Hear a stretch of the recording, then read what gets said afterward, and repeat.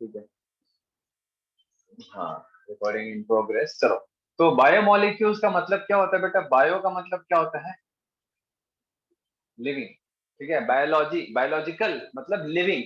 तो जो भी लिविंग थिंग्स में या फिर जो भी लिविंग ऑर्गेनिजम्स है उसमें जो मॉलिक्यूल्स होते हैं, ठीक है, उसमें जो मॉलिक्यूल्स होते हैं, है ना, मॉलिक्यूल्स होते हैं, तो भाई सीधी सी बात है, ऐसे मॉलिक्यूल जो सिंथेसाइज होंगे, है ना, सिंथेसाइज होंगे और प्रेजेंट होंगे किसमें? लिविंग ऑर्गेनिज्म में। ऐसे मॉलिक्यूल्स जो कि सिंथेसाइज या प्रेजेंट होंगे लिविंग ऑर्गेनिज्म में, ठीक है, उसको हम क्या बोलते हैं? बायोमोलिक्यूल्स। समझ आ रहा बात? उसको हम लोग क्या सर बोलेंगे? इसकी यस मीनिंग सर। बता दीजिए सिंथेसिस।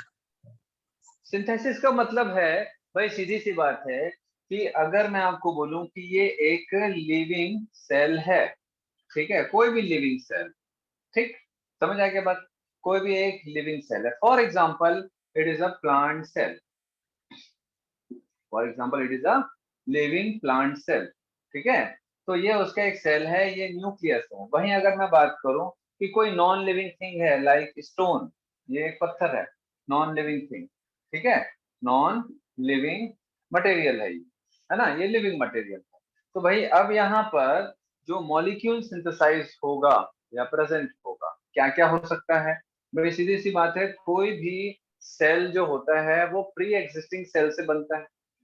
सेल डिवीजन में आप यस सर। देखोगे कि हर एक सेल प्री एग्जिस्टिंग सेल से ही बनता है। तो प्री एग्जिस्टिंग सेल जरूर एक से दो हुआ होगा, pre yes sir. Existing cell एक से दो हुआ होगा। तो एक से जब दो हुआ होगा तो एक सेल में जो भी कंपोनेंट्स हैं वो डबल हुए होंगे, मतलब वो सिंथेसाइज हुआ होगा, यस सर। लाइक, है ना। तो भाई सेल मेम्ब्रेन किससे बनता है हम लोग देख लिए, सेल के अंदर क्या होता है ये हम लोग सारा चीज देख लिए हैं। तो अगर आप सेल पढ़े हो, इसीलिए क्या है, सेल पढ़ने से बायोमोलिक्यूल्स थोड़ा सा इजी हो जाता है अगर अच्छे से समझ आ गया है। तो अगर आप सेल पढ़े हो तो मुझे बताओ कि सेल में मेनली आपने क्या क्या चीजें देखी हैं जो एक सेल में होनी चाहिए, मतलब एज अ मटेरियल के रूप में क्या क्या मॉलिक्यूल्स देखे हो, क्या क्या होता है सेल मेम्ब्रेन में, क्या होता है? Genetic material. Cytoplasm, cell membrane में जेनेटिक मटेरियल होता है। सर सेल में सेल ना। सेल मेम्ब्रेन में क्या होता है? सेल मेम्ब्रेन बेटा, प्लाज्मा मेम्ब्रेन में क्या होता है ना, और साइटोप्लाज्म में क्या होता है, न्यूक्लियस के अंदर क्या होता है, वो किससे बनते हैं, मेन किससे बनते हैं? समझ आ रहा बात? मेन वो बनते किससे हैं? तो सेल मेम्ब्रेन किससे बनता है बोलो?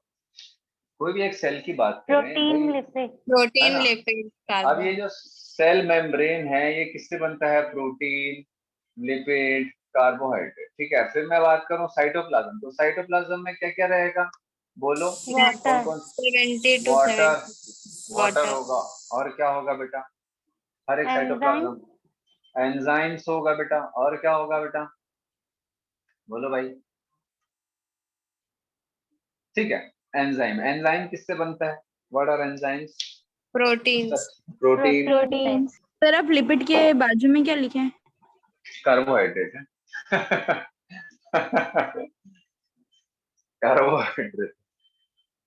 चलो, तो ये हो गया। देन उसके बाद अगर मैं बात करूं न्यूक्लियस में, है ना, तो न्यूक्लियस के अंदर क्या रहता है भाई? डीएनए, आरएनए, एक जनरल, अगर मैं बोलूं एक मेजर जो मॉलिक्यूल है, they are DNA and RNA, ठीक है, दैट इज जेनेटिक मटेरियल। तो डीएनए आरएनए किससे बनता है स्ट्रक्चरली, कौन से मॉलिक्यूल से बनते हैं बोलो? ये किस टाइप के मॉलिक्यूल है? ये किस टाइप के molecule? They are nucleic acid. अब मैंने यस बताया सर। था न्यूक्लिक एसिड में क्या क्या होता है? DNA nucleic acid, RNA. अरे बाबा, न्यूक्लिक एसिड को ही डीएनए आरएनए बोलते हैं। न्यूक्लिक एसिड के दो फॉर्म है, डीएनए और आरएनए। तो न्यूक्लिक एसिड किससे किससे बनता है, क्या क्या होता है उसमें, तो बता चुका हूं मैं। बोलो भाई, आयुष श्रीवास।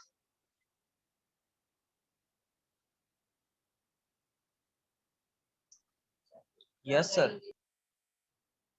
क्या होता है बेटा? जय, जयवर्धन, न्यूक्लिक एसिड किससे बनता है? कौन से मॉलिक्यूल्स होते हैं उसमें?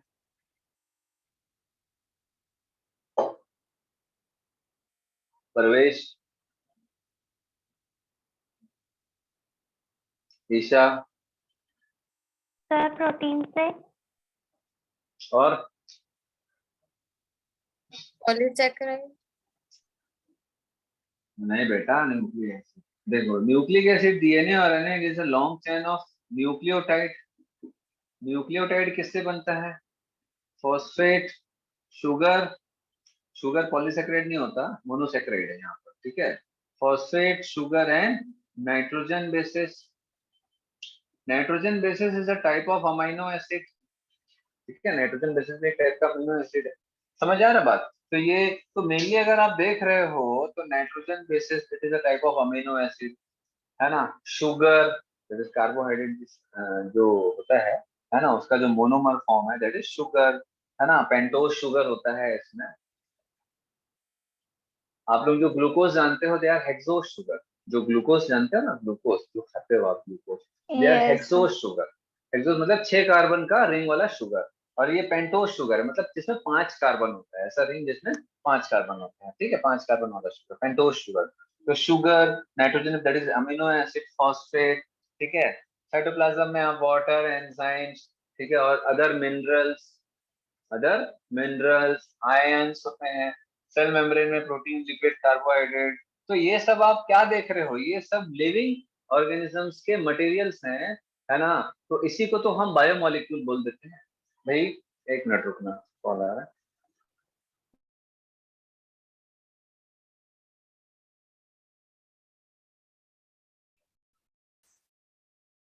हाँ, तो भाई जैसे हम लोग जो खाते हैं या वहां से मिलता है हमको, तो हमारी बॉडी में प्रेजेंट रहेगा। जैसे बहुत सारे जो मॉलिक्यूल्स हैं, जैसे शुगर हम डायरेक्टली लिए,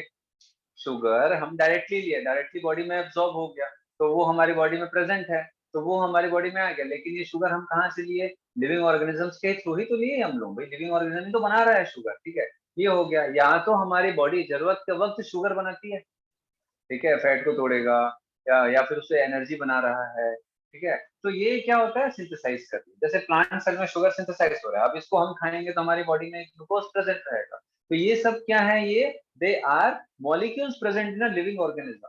समझ आ रहा बात? लेकिन अगर मैं बात करूं कि भाई अब ये स्टोन है, नॉन लिविंग है, तो यहाँ पर क्या क्या प्रेजेंट हो सकता है? ठीक है, यहाँ फॉस्फेट हो सकता है, सल्फेट हो सकता है, ठीक है, नाइट्रोजन कंटेनिंग कंपाउंड हो सकता है, मे बी अमोनिया हो सकता है, ठीक है। और क्या हो सकता है भाई? चलो इसमें वाटर हो सकता है, स्टोन है, स्टोन के ऊपर अंदर पानी भी हो सकता है, ठीक है। तो ये हो गया। और क्या बोल सकते हैं? जो भी आप जानते हो, ठीक है, इनऑर्गेनिक सब्सटेंसेस, वो सारी चीजें आपको अवेलेबल रहेंगी किसमें? पत्थर में। उसमें ऑर्गेनिक चीजें नहीं रहेंगी। समझ आ रहा है बात? तो ऑर्गेनिक चीजें जो होती हैं, जो कि मेनली जो कार्बन से मेड होता है, कार्बन से बनता है। आप लोगों ने ऑर्गेनिक कंपाउंड पढ़ा है क्या? Organic yes sir. Organic chemistry. Yes तो sir. What is organic compound? क्या होता है ऑर्गेनिक कंपाउंड, इनऑर्गेनिक कंपाउंड? इसमें डिफरेंसेस थोड़ा सा बेसिक पता है आप लोगों को? Sir Yes, sir. Organic carbon containing होते हैं और इनऑर्गेनिक नहीं होते। हाँ, तो कार्बन कंटेनिंग कंपाउंड तो भैया ये सब जो है, जैसे आप लोग ये सब जो सारी चीजें जो देखे हो अभी, क्या क्या देखे हो? प्रोटीन कार्बन होता है, लिपिड में कार्बन होता है, कार्बोहाइड्रेट में कार्बन होता है। अगर आप न्यूक्लियोटाइड में देखोगे तो नाइट्रोजन बेसिस में आपको कार्बन मिलेगा। कार्बन की चेन होती है, उससे बनता है। हेट्रोसाइक्लिक कंपाउंड से बनता है नाइट्रोजनस बेसिस है। They are heterocyclic compound. आप लोगों ने होमोसाइक्लिक, हेट्रोसाइक्लिक पढ़ा होगा, पढ़ा है नहीं पढ़ा है? बोलो। Yes sir. थोड़ा सा पता है। कोई बात नहीं, आगे देखेंगे। तो भाई अगर आप देख सकते हो, प्रोटीन, लिपिड, कार्बोहाइड्रेट है, ठीक है। इसी से ही तो पूरा सेल बनता है, ठीक है। सारी चीजें इसी से बनती है। एंजाइम हो, हार्मोन हो, ठीक है, सेल मेम्ब्रेन है, सेल ऑर्गेनेल हो, न्यूक्लियस हो, न्यूक्लियस के अंदर जेनेटिक मटेरियल है, वो भी नाइट्रोजनस बेसिस है। It is a type of amino acid, amino acid में भी कार्बन है। ये सब के ऑर्गेनिक कंपाउंड्स हैं। लेकिन इसका ये मतलब नहीं है कि इनऑर्गेनिक कंपाउंड नहीं होंगे। हमारी बॉडी में भी इनऑर्गेनिक कंपाउंड्स होते हैं। जैसे जैसे इनऑर्गेनिक कंपाउंड जैसे क्या क्या? अरे भाई इनऑर्गेनिक क्या क्या होगा material? Urea. Urea Oxygen, inorganic है। ऑक्सीजन। तो बेटा इतना लेट कैसे आ रही हो? फॉस्फेट। water, हाँ, वाटर। ये क्या है? ये ऑर्गेनिक है इनऑर्गेनिक है? फॉस्फेट, सल्फेट, अमोनिया, ये क्या है सब?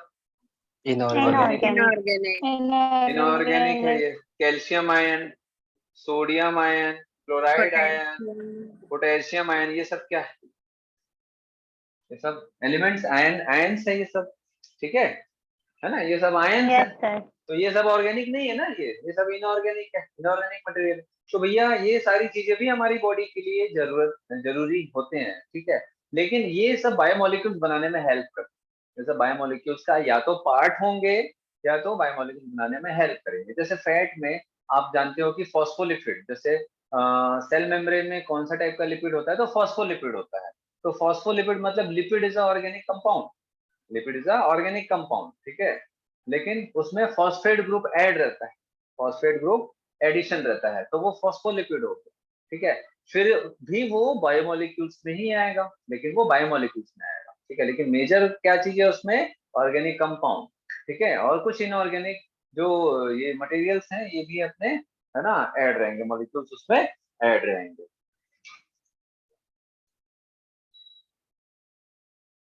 समझ आ रहा है बायोमोलिक्यूल्स क्या है? ठीक है, बायो मतलब लिविंग, ठीक है, मॉलिक्यूल्स मतलब जो भी आप जानते हो मॉलिक्यूल्स, जो हमारे सराउंडिंग में जो भी मॉलिक्यूल्स हैं, जो भी आप पढ़े हो, या अर्थ में हमारे जो मॉलिक्यूल्स अवेलेबल हैं, चाहे वो प्लांट सेल हो, लिविंग सेल हो, है ना, या नॉन लिविंग में हो, चाहे लिविंग में हो, ठीक है, तो ऑल आर मॉलिक्यूल्स। तो जो भी मॉलिक्यूल्स जो लिविंग में सिंथेसाइज होंगे या प्रेजेंट होंगे, they are called as biomolecule. समझ आ रहा बात इतना? Yes sir. Yes yes sir. चलो, तो बेसिक तो हम समझ गए, अब इसको थोड़ा देखते हैं।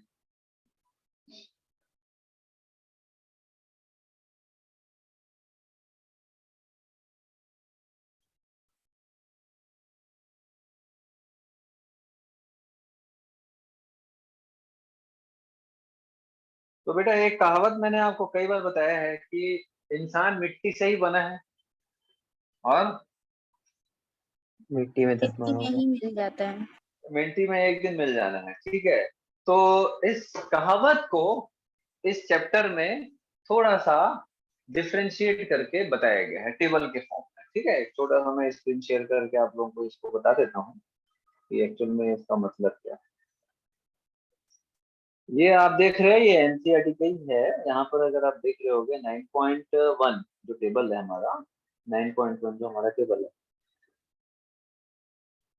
ये क्या दिखा रहा है बेटा? ये एलिमेंट्स हैं, ठीक है। पीरियोडिक टेबल में आप लोग ये सब पढ़े होंगे, ये एलिमेंट्स हैं। तो Yes, sir. Percentage weight of earth crust element and human body elements, जो भी एलिमेंट्स हैं वो अर्थ क्रस्ट में कितने हैं और ह्यूमन बॉडी में कितने हैं, मतलब एक परसेंटेज के हिसाब से बताया जाएगा, है ना। Percentage weight of earth crust और ह्यूमन बॉडी, तो ये सबका परसेंटेज वेट देखेंगे। हाइड्रोजन का अर्थ क्रस्ट में कितना है? 0.14% है, ठीक है। वही ह्यूमन बॉडी में 0.5% है, ठीक है। ये सब एलिमेंट्स। कार्बन का 0.03% है, तो ह्यूमन बॉडी में 18.5% है। ऑक्सीजन का रेशियो ये है, तो ह्यूमन बॉडी में ये है। Nitrogen very little, earth crust का मतलब समझते हो, जमीन के नीचे का पार्ट बता रहा है ना, ऊपर में, है ना। और ह्यूमन बॉडी में 3.3, sulphur 0.03, 0.3, sodium 2.8, 0.2, calcium 3.6, 1.5, magnesium 2.1, 0.1, silicon 27.7 यहाँ पर नेग्लिजिबल। तो यहाँ पर अगर आप देख रहे हो कि ये क्या है भैया, अर्थ क्रस्ट और ह्यूमन बॉडी में जो भी एलिमेंट्स हैं, है ना, ऑर्गेनिक इनऑर्गेनिक, इनका एक कंपैरिजन है छोटा सा। हाँ बोलो। सर ये लिविंग को तो बायोमोलिक्यूल बोलेंगे और नॉन लिविंग को भी बायोमोलिक्यूल बोलेंगे। कौन सा नॉन लिविंग बेटा? सर वो आपने खाया कि जो बायो मतलब लिविंग होता है, तो सर इसमें तो नॉन लिविंग भी दिया हुआ है। बेटा ये एलिमेंट्स है, they are the elements. Molecule, elements क्या होते हैं बेटा? एटम्स क्या होते हैं, मॉलिक्यूल्स क्या होते हैं, कंपाउंड अलग अलग होते हैं ये सब, ठीक है, ये सब अलग अलग है। तो भाई ये सारे जो एलिमेंट हैं, एटम्स, है ना, या मॉलिक्यूल्स मिल करके कोई कंपाउंड बनाएंगे या मॉलिक्यूल बनाएंगे। तो ये एक्चुअल में ये कंपैरिजन है बेटा कि ये सारे जो एलिमेंट्स हैं ये अर्थ क्रस्ट में नॉन लिविंग और ह्यूमन बॉडी में कितने कितने रेशियो में हैं, ठीक है। ये सर ये एक नहीं है, नंबर याद करना पड़ता है। बेटा एक बेसिक रफ आइडिया ले लेना कि किसमें ज्यादा होता है किसमें कम होता है। जैसे अगर आप ऑक्सीजन देखोगे तो अर्थ क्रस्ट में आपको ऑक्सीजन कम मिलेगा, ह्यूमन बॉडी में ज्यादा मिलेगा। ठीक है, नाइट्रोजन आपको अर्थ क्रस्ट में कम मिलेगा लेकिन ह्यूमन बॉडी में ज्यादा मिलेगा, क्योंकि नाइट्रोजन जो रहता है बेटा गैसियस है, समझ गए, गैसियस है, तो ये आपको मिलेगा नहीं। और ये क्या भी है, जमीन के नीचे पानी वानी रहता है तो वहां का ऑक्सीजन को ये बता देगा। समझ गए बात को, है ना। जमीन के नीचे आपको Yes, sir. नाइट्रोजन ऐसा कुछ खास मिलेगा नहीं, नाइट्रोजन कुछ खास मिलेगा नहीं आपको जमीन के नीचे, ठीक है, दबा हुआ। हाँ वो फॉसिल फ्यूल्स होते हैं बट वो कार्बन कंटेनिंग होते हैं, मेन कार्बन हाइड्रोजन होता है फॉसिल फ्यूल में। ठीक है, तो अर्थ का मतलब जमीन के नीचे की बात कर रहे हैं बेटा, ये सारी चीजें। जैसे आप देखो कि कैल्शियम जमीन में बहुत ज्यादा मिलेगा आपको, ठीक है, मतलब मिट्टियों में कैल्शियम होता है, लेकिन ह्यूमन बॉडी में अगर हम देखें जो मिट्टी के हिसाब से ह्यूमन बॉडी में उतना नहीं है कैल्शियम।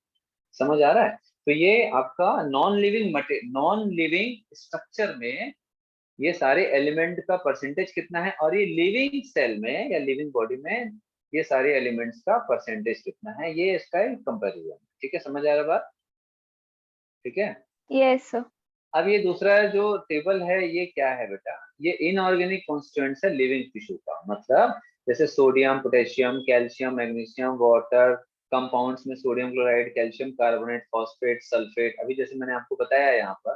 तो ये क्या है, जैसे मैंने बताया ना बेटा, बायोमोलिक्यूल्स का मतलब सिर्फ ये नहीं है कि भैया सिर्फ कार्बन कंटेनिंग कंपाउंड होगा और बाकी चीजें नहीं होंगी बॉडी में। तो ये सारी चीजें भी लिविंग टिश्यू में पाई जाती हैं, है ना। और ये इनऑर्गेनिक कॉन्स्टिट्यूएंट्स है, तो ये भी हमारे बॉडी में होता है।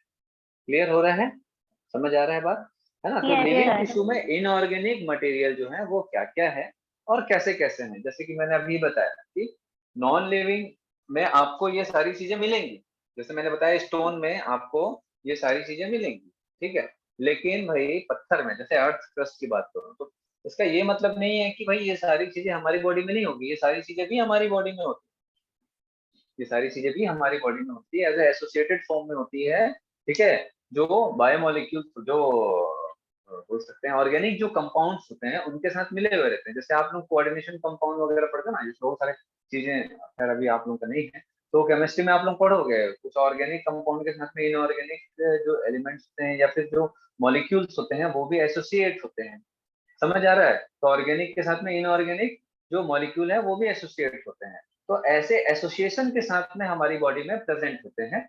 तो ऑर्गेनिक प्लस इनऑर्गेनिक भी बायोमोलिक्यूल्स कहलाता है, लेकिन उसमें ऑर्गेनिक कंपाउंड्स होते हैं जनरली। तो ऑर्गेनिक कंपाउंड के साथ में ये कुछ जो इनऑर्गेनिक एलिमेंट, इनऑर्गेनिक जो कंपाउंड्स हैं, ठीक है, या इनऑर्गेनिक जो मॉलिक्यूल्स हैं, ये भी एसोसिएटेड होते हैं।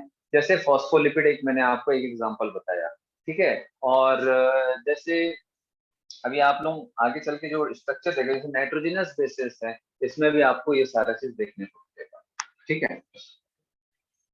तो ये थोड़ा सा एक रफ आइडिया हो गया कि भाई ये लिविंग मॉलिक्यूल है, क्या हो रहा है लिविंग सेल में, क्या है ना, हमारा जो प्लांट सेल कैसे सिंथेसाइज हो रहा है। और जो नॉन लिविंग मटेरियल है, जो जैसे कि मिट्टी है फॉर एग्जांपल, तो मिट्टी में कौन कौन से एलिमेंट्स होंगे, कंपाउंड्स होंगे, ठीक है, मॉलिक्यूल्स होंगे, क्या वो molecule that is inorganic molecule हमारे बॉडी में होंगे क्या, या लिविंग सेल में होंगे क्या। सर, हाँ होंगे, हाँ बोलो। सर नॉन लिविंग में ऑर्गेनिक कंपाउंड नहीं होंगे? नॉन लिविंग में ऑर्गेनिक कंपाउंड नहीं होते बेटा। अब नॉन लिविंग का मतलब ये नहीं है कि जो मर गया है अब वो नॉन लिविंग है ना, या प्लांट का डेथ हो गया है अब वो नॉन लिविंग है, नहीं। जैसे पत्थर है, पानी है, इसमें आपको क्या बोलते हैं ऑर्गेनिक कंपाउंड्स आपको देखने को नहीं मिलता है जनरल, ठीक है।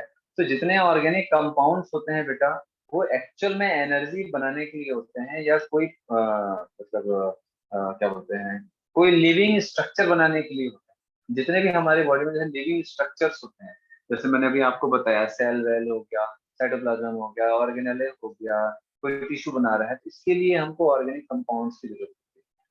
समझ आ रहा है बात। जैसे आप अगर मिट्टी को देखो तो मिट्टी में आपको खुद से ऑर्गेनिक कंपाउंड आपको मिलेगा ऐसा नहीं है। खुद से ऑर्गेनिक कंपाउंड, हाँ, ये बात अलग बात है कि कोई केमिकल रिएक्शन के द्वारा बन जाएगा, वो एक अलग चीज है। बट इन जनरली वो सिंथेसाइज होता है लिविंग ऑर्गेनिजम्स के द्वारा, क्योंकि कार्बन कार्बन को जोड़ा जाता है, बहुत सारे कार्बन कंपाउंड्स को जोड़ा जाता है, वो लिविंग सेल के द्वारा ही ऐसा किया जाता है, ठीक है। या तो उसको आर्टिफिशियली, या कोई ऐसा कंडीशन हो, हाई टेम्परेचर प्रेशर, तब जाकर के नॉन लिविंग मटेरियल जो है वो लिविंग मटेरियल, सॉरी, ये जो भी मतलब जैसे कि जो ऑर्गेनिक कंपाउंड्स हैं उसको सिंथेसाइज भी किया जाता है कार्बन के द्वारा। अब कैसे सिंथेसाइज किया जाता है? तो भाई जो प्लांट है वो क्या करते हैं, प्लांट जो है वो क्या करते हैं, ये भी तो बेटा जो इनऑर्गेनिक कंपाउंड्स होते हैं उसी से ही ऑर्गेनिक कंपाउंड बनाते हैं। कार्बन हाइड्रोजन होना चाहिए, ठीक है, कार्बन कंटेनिंग कंपाउंड जो रहता है, कार्बन कंटेनिंग कंपाउंड हम ऑर्गेनिक कंपाउंड बोलते हैं। केमिस्ट्री में आप इसको डिटेल में पढ़ते हो। तो अगर आप देखोगे तो भाई प्लांट जैसे ग्लूकोज बना रहा है, ठीक है, ग्लूकोज, उसमें कार्बन हाइड्रोजन ऑक्सीजन है, ठीक है, लेकिन वो बनाता है किससे है? वाटर एंड कार्बन डाइऑक्साइड से, CO2 एंड H2O से बनाता है। समझ आ रहा है? तो ये थोड़ी ना कोई ऑर्गेनिक, कार्बन डाइऑक्साइड क्या है बेटा, ऑर्गेनिक है इनऑर्गेनिक है? आप लोग पढ़े हो केमिस्ट्री में? ऑर्गेनिक। ऑर्गेनिक है। Yes sir. बताओ क्या है? CO2 क्या है, वाटर क्या है? सर वाटर इनऑर्गेनिक है और हाँ, कार्बन डाइऑक्साइड ऑर्गेनिक है। बाकी लोगों के हिसाब से क्या है? सर CO2 ऑर्गेनिक है।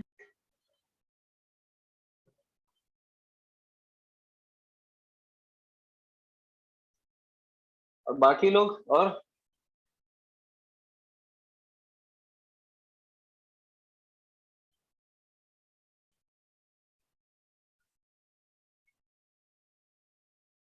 बताओ भाई। आकृति, रेणुका, विश्वम्बर, प्रकृति, जयवर्धन, बताओ जय।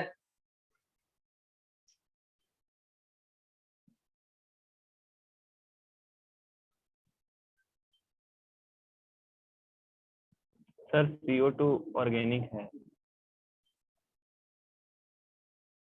पक्का? सर दोनों इनऑर्गेनिक हैं। अभी कुछ अलग आंसर दे रही है। सर जिसमें कार्बन रहता है वो तो ऑर्गेनिक होता है। सर वाटर इनऑर्गेनिक है। और sir carbon dioxide water organic होगा और देखते हैं। चलो तो हम लोग बेसिक तो देख लिए भाई, बायोमोलिक्यूल्स क्या है सारा चीज। अब कुछ कुछ इंपॉर्टेंट चीजें अपन इसमें डिस्कस करेंगे। जैसे ये इसको रीड करो, इसमें है ना, we can take living tissue ये वो etcetera and grind it acid using water pressure, फालतू चीजें, है ना। अब उसको बेटा क्या है, ये क्या बोलना चाह रहा है कि भैया कोई भी लिविंग टिश्यू ले लो, उसको पीस दो, मतलब समझ रहे हो, मोर्टल प्रेशर समझते हो? जैसे बेटा आप लोग जैसे अदरक यस वदरक घर सर। में मम्मी लोग ऐसा पीसते हैं ना, मोर्टल प्रेशर रहता है ना ऐसा, खलबत्ता बोलते हैं ऐसा, ओके। Yes sir. ठीक है, ऐसा। तो जैसे अदरक वदरक जैसे काढ़ा वाड़ा बनाते हैं, अभी कोरोना टाइम पे भयंकर काढ़ा वाड़ा बना है तो इसका इस्तेमाल हुआ है पुराने जमाने का, ठीक है।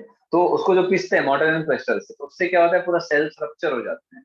तो सेल रप्चर होने के बाद जो भी लिविंग सेल है, जो भी लिविंग सेल है, प्लांट या एनिमल सेल है, उसको पूरा पीसने के बाद जो रहता है बेटा, उसको क्या करते हैं, उसके लिक्विड को और बाकी जो पार्ट है उसको एक्सट्रैक्ट करते हैं, ठीक है। वही चीजें इसमें बोल रहा है कि भैया पीसने के बाद उसको हम क्या कर रहे हैं, लिक्विड पार्ट को एक्सट्रैक्ट कर रहे हैं, है ना।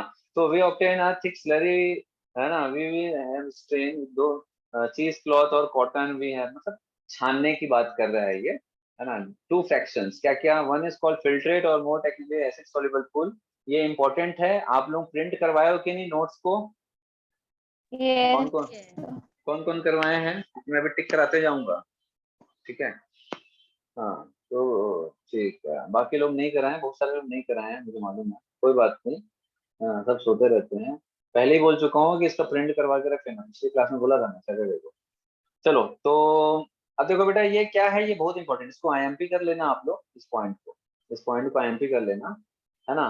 कि जैसे कि हम लोगों ने पीस दिया भाई, जैसे आप लोग अदरक को पीसते हो, अदरक को पीसने के बाद क्या होता है बेटा, उसमें दो चीजें आती है छानने के बाद, समझ आ रहा है बात? कुछ अदरक के जो कुछ केमिकल है जो कॉटन में रह जाएंगे, उसके जो टुकड़े हैं, और उसका जो रस है वो नीचे आ जाएगा, समझ आ रहा है बात, है ना, इमेजिन करो। तो यस। वैसे ये करने की कोशिश कर रहे हैं ये लोग, वही समझाने की कि एक को हम फिल्ट्रेट बोलेंगे, है ना, और उसको एसिड सोल्यूबल पूल बोलेंगे, एंड द सेकेंड द रिटेंटेट जो रुक गया है ना, उसको हम लोग एसिड इनसॉल्युबल फ्रैक्शन बोलते हैं। समझ आया बात? क्या क्या यस बोले? सर। है ना, एक को फिल्ट्रेट और acid soluble pool, and second जो रहता है रिटेंटेड, जो रुक गया है ना, उसको एसिड इनसॉल्युबल फ्रैक्शन बोलेंगे। तो scientist have found thousands of organic compound in the acid soluble pool, ठीक है, thousands of organic compound in the acid soluble pool. अब हायर क्लासेस ये सब छोड़ दो। देन उसके बाद इसमें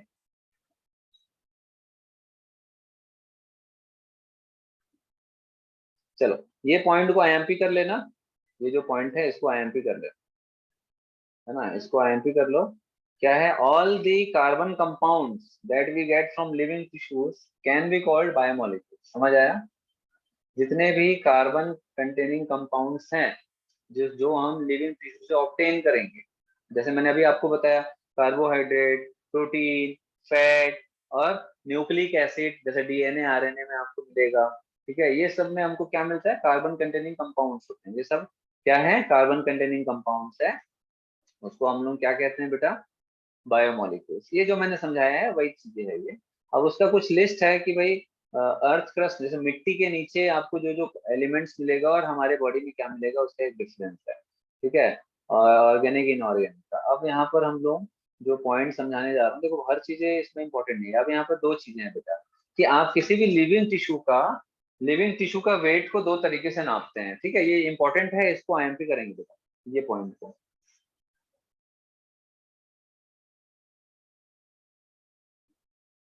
अब यहाँ पर क्या बोल रहा है, जैसे कोई एक लिविंग टिश्यू है, ठीक है, तो लिविंग टिश्यू का वेट को हमको नापना रहेगा, तो हम इसको कैसे नाप सकते हैं, ये हो गया ना, मैं हटा रहा हूँ।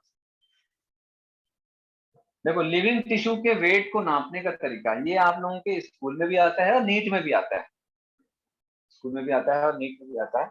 मैं कोशिश करूंगा आज इसका जो बेसिक है शुरुआत का, है ना, जो पूरा केमिस्ट्री है, एक्चुअल में केमिस्ट्री है ये जो मैं पढ़ा रहा हूँ ना, ये पूरा केमिस्ट्री है ये, है ना, केमिस्ट्री में आप सारी चीजें पढ़ते हो, बट अब उतना टाइम नहीं है कि मैं ओम सर को बोल के फिर मैं पढ़वाऊँ, है ना, इससे मैं आपको समझा दे रहा हूँ। फिर बायो वाला पार्ट जो है वो सेकंड क्लास में आएगा। तो ये हो गया। हाँ, क्या बताना चाह रहा था, हाँ, तो जैसे कोई भी लिविंग टिश्यू है, लिविंग टिश्यू का जो वेट होता है उसको हम किस किस तरीके से मेजर करते हैं। एक होता है बेटा, पहला, जो वेट वेट कहलाता है। क्या? Wait wait. वेट वेट मतलब समझते हो, जैसे कोई एक प्लांट है, फॉर एग्जांपल कोई एक प्लांट है, तो प्लांट जो हरा भरा है, बढ़िया पानी वानी दिया गया है, उसको काटने के बाद उसका वेट किए, ठीक है, काटे और काटने के बाद उसका वेट किए, तो उसका वेट मान के चलो कि 10 kg, उसका वेट मान के चलो 10 kg। क्लियर है ये? यस ठीक है ना, तो ये जो वेट वेट होता है वो एज सच उसका जो भी बॉडी लिविंग स्ट्रक्चर में है वो उसका वेट वेट हो गया। देन उसके बाद उसको काटने के बाद उसको धूप में काफी देर तक सुखा दिया गया हो, उससे क्या होगा, बोलो, उससे क्या होगा, पानी इवेपोरेट हो जाएगा। पूरा वाटर इवेपोरेट हो जाएगा, सूख जाएगा, लकड़ी सूख जाता है, ठीक है। तो आफ्टर इवेपोरेशन ऑफ वाटर, ठीक है, क्या हो जाएगा बेटा, उसका जो वेट होगा अब वो ड्राई वेट कहलाएगा, उसका जो वेट होगा ड्राई वेट कहलाएगा। तो ड्राई वेट क्या होगा, after evaporation of water from plant. ठीक है, समझ समझ आया ये ड्राई वेट, समझ आया? Yes exam sir. में आता है बेटा, ये एग्जाम में आता है। तो मान के चलो पानी सूखने के बाद इसका जो वजन है अब वो 5 kg हो गया, क्योंकि आपको मालूम है बेटा कि मैक्सिमम पानी होता है, हमारे बॉडी में भी होता है, और दुनिया के सारे जो लिविंग ऑर्गेनिज्म है उनकी बॉडी में पानी बहुत ज्यादा है। तो मैं एक एस्टिमेटेड मान के चल रहा हूँ, 10 किलो इसका वेट वेट था, तो 5 किलो इसका ड्राई वेट हो गया। अब मैं आपसे ये जानना चाहूंगा कि क्या इन दोनों में से किस में बायोमोलिक्यूल्स नहीं है?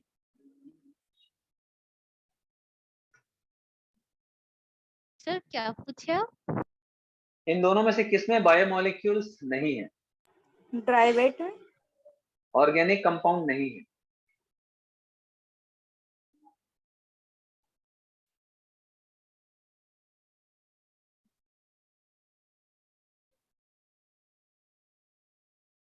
सर वो तो दोनों में होगा ना,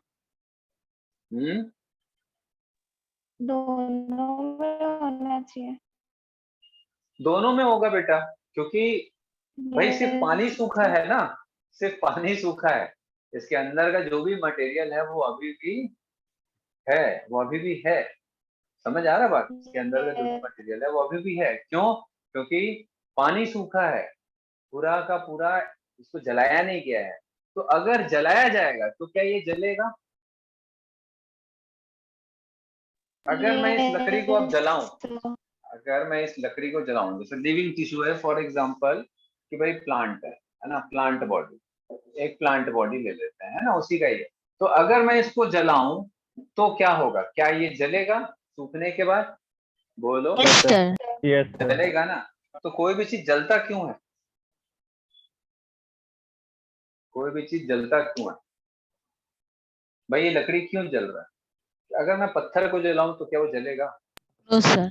नो सर। नो लकड़ी सर। को जलाऊंगा तो जलेगा क्या? Without no chemical. सर। मैं केमिकल रहित बात कर रहा हूँ, नहीं जलेगा। तो जो जलता है एक्चुअल में, जो बर्निंग होती है ना बेटा, वो होता है ऑक्सीजन के प्रेजेंस में ऑर्गेनिक कंपाउंड का ब्रेकडाउन। तो ऑक्सीजन के प्रेजेंस में ऑर्गेनिक कंपाउंड का ब्रेकडाउन जब होता है तो हीट रिलीज होता है ना, वो हीट रिलीज होगा, मे बी उसके साथ में फ्लेम आएगा, फ्लेमिंग होती है। तो फ्लेम जो होता है वो एक्चुअल में ऑर्गेनिक कंपाउंड, जैसे आप इथेनॉल को जलाए होगे, इथाइल अल्कोहल जलता है, जैसे स्पिरिट वगैरह होता है वो जलता है, कैरोसिन ऑयल जलता है, पेट्रोल जलता है, डीजल जलता है, ठीक है, शराब जलता है। शराब क्या है? इथाइल अल्कोहल है। तो ये सारी चीजें क्या है? इथाइल अल्कोहल क्या है? C2H5OH, that is organic compound है।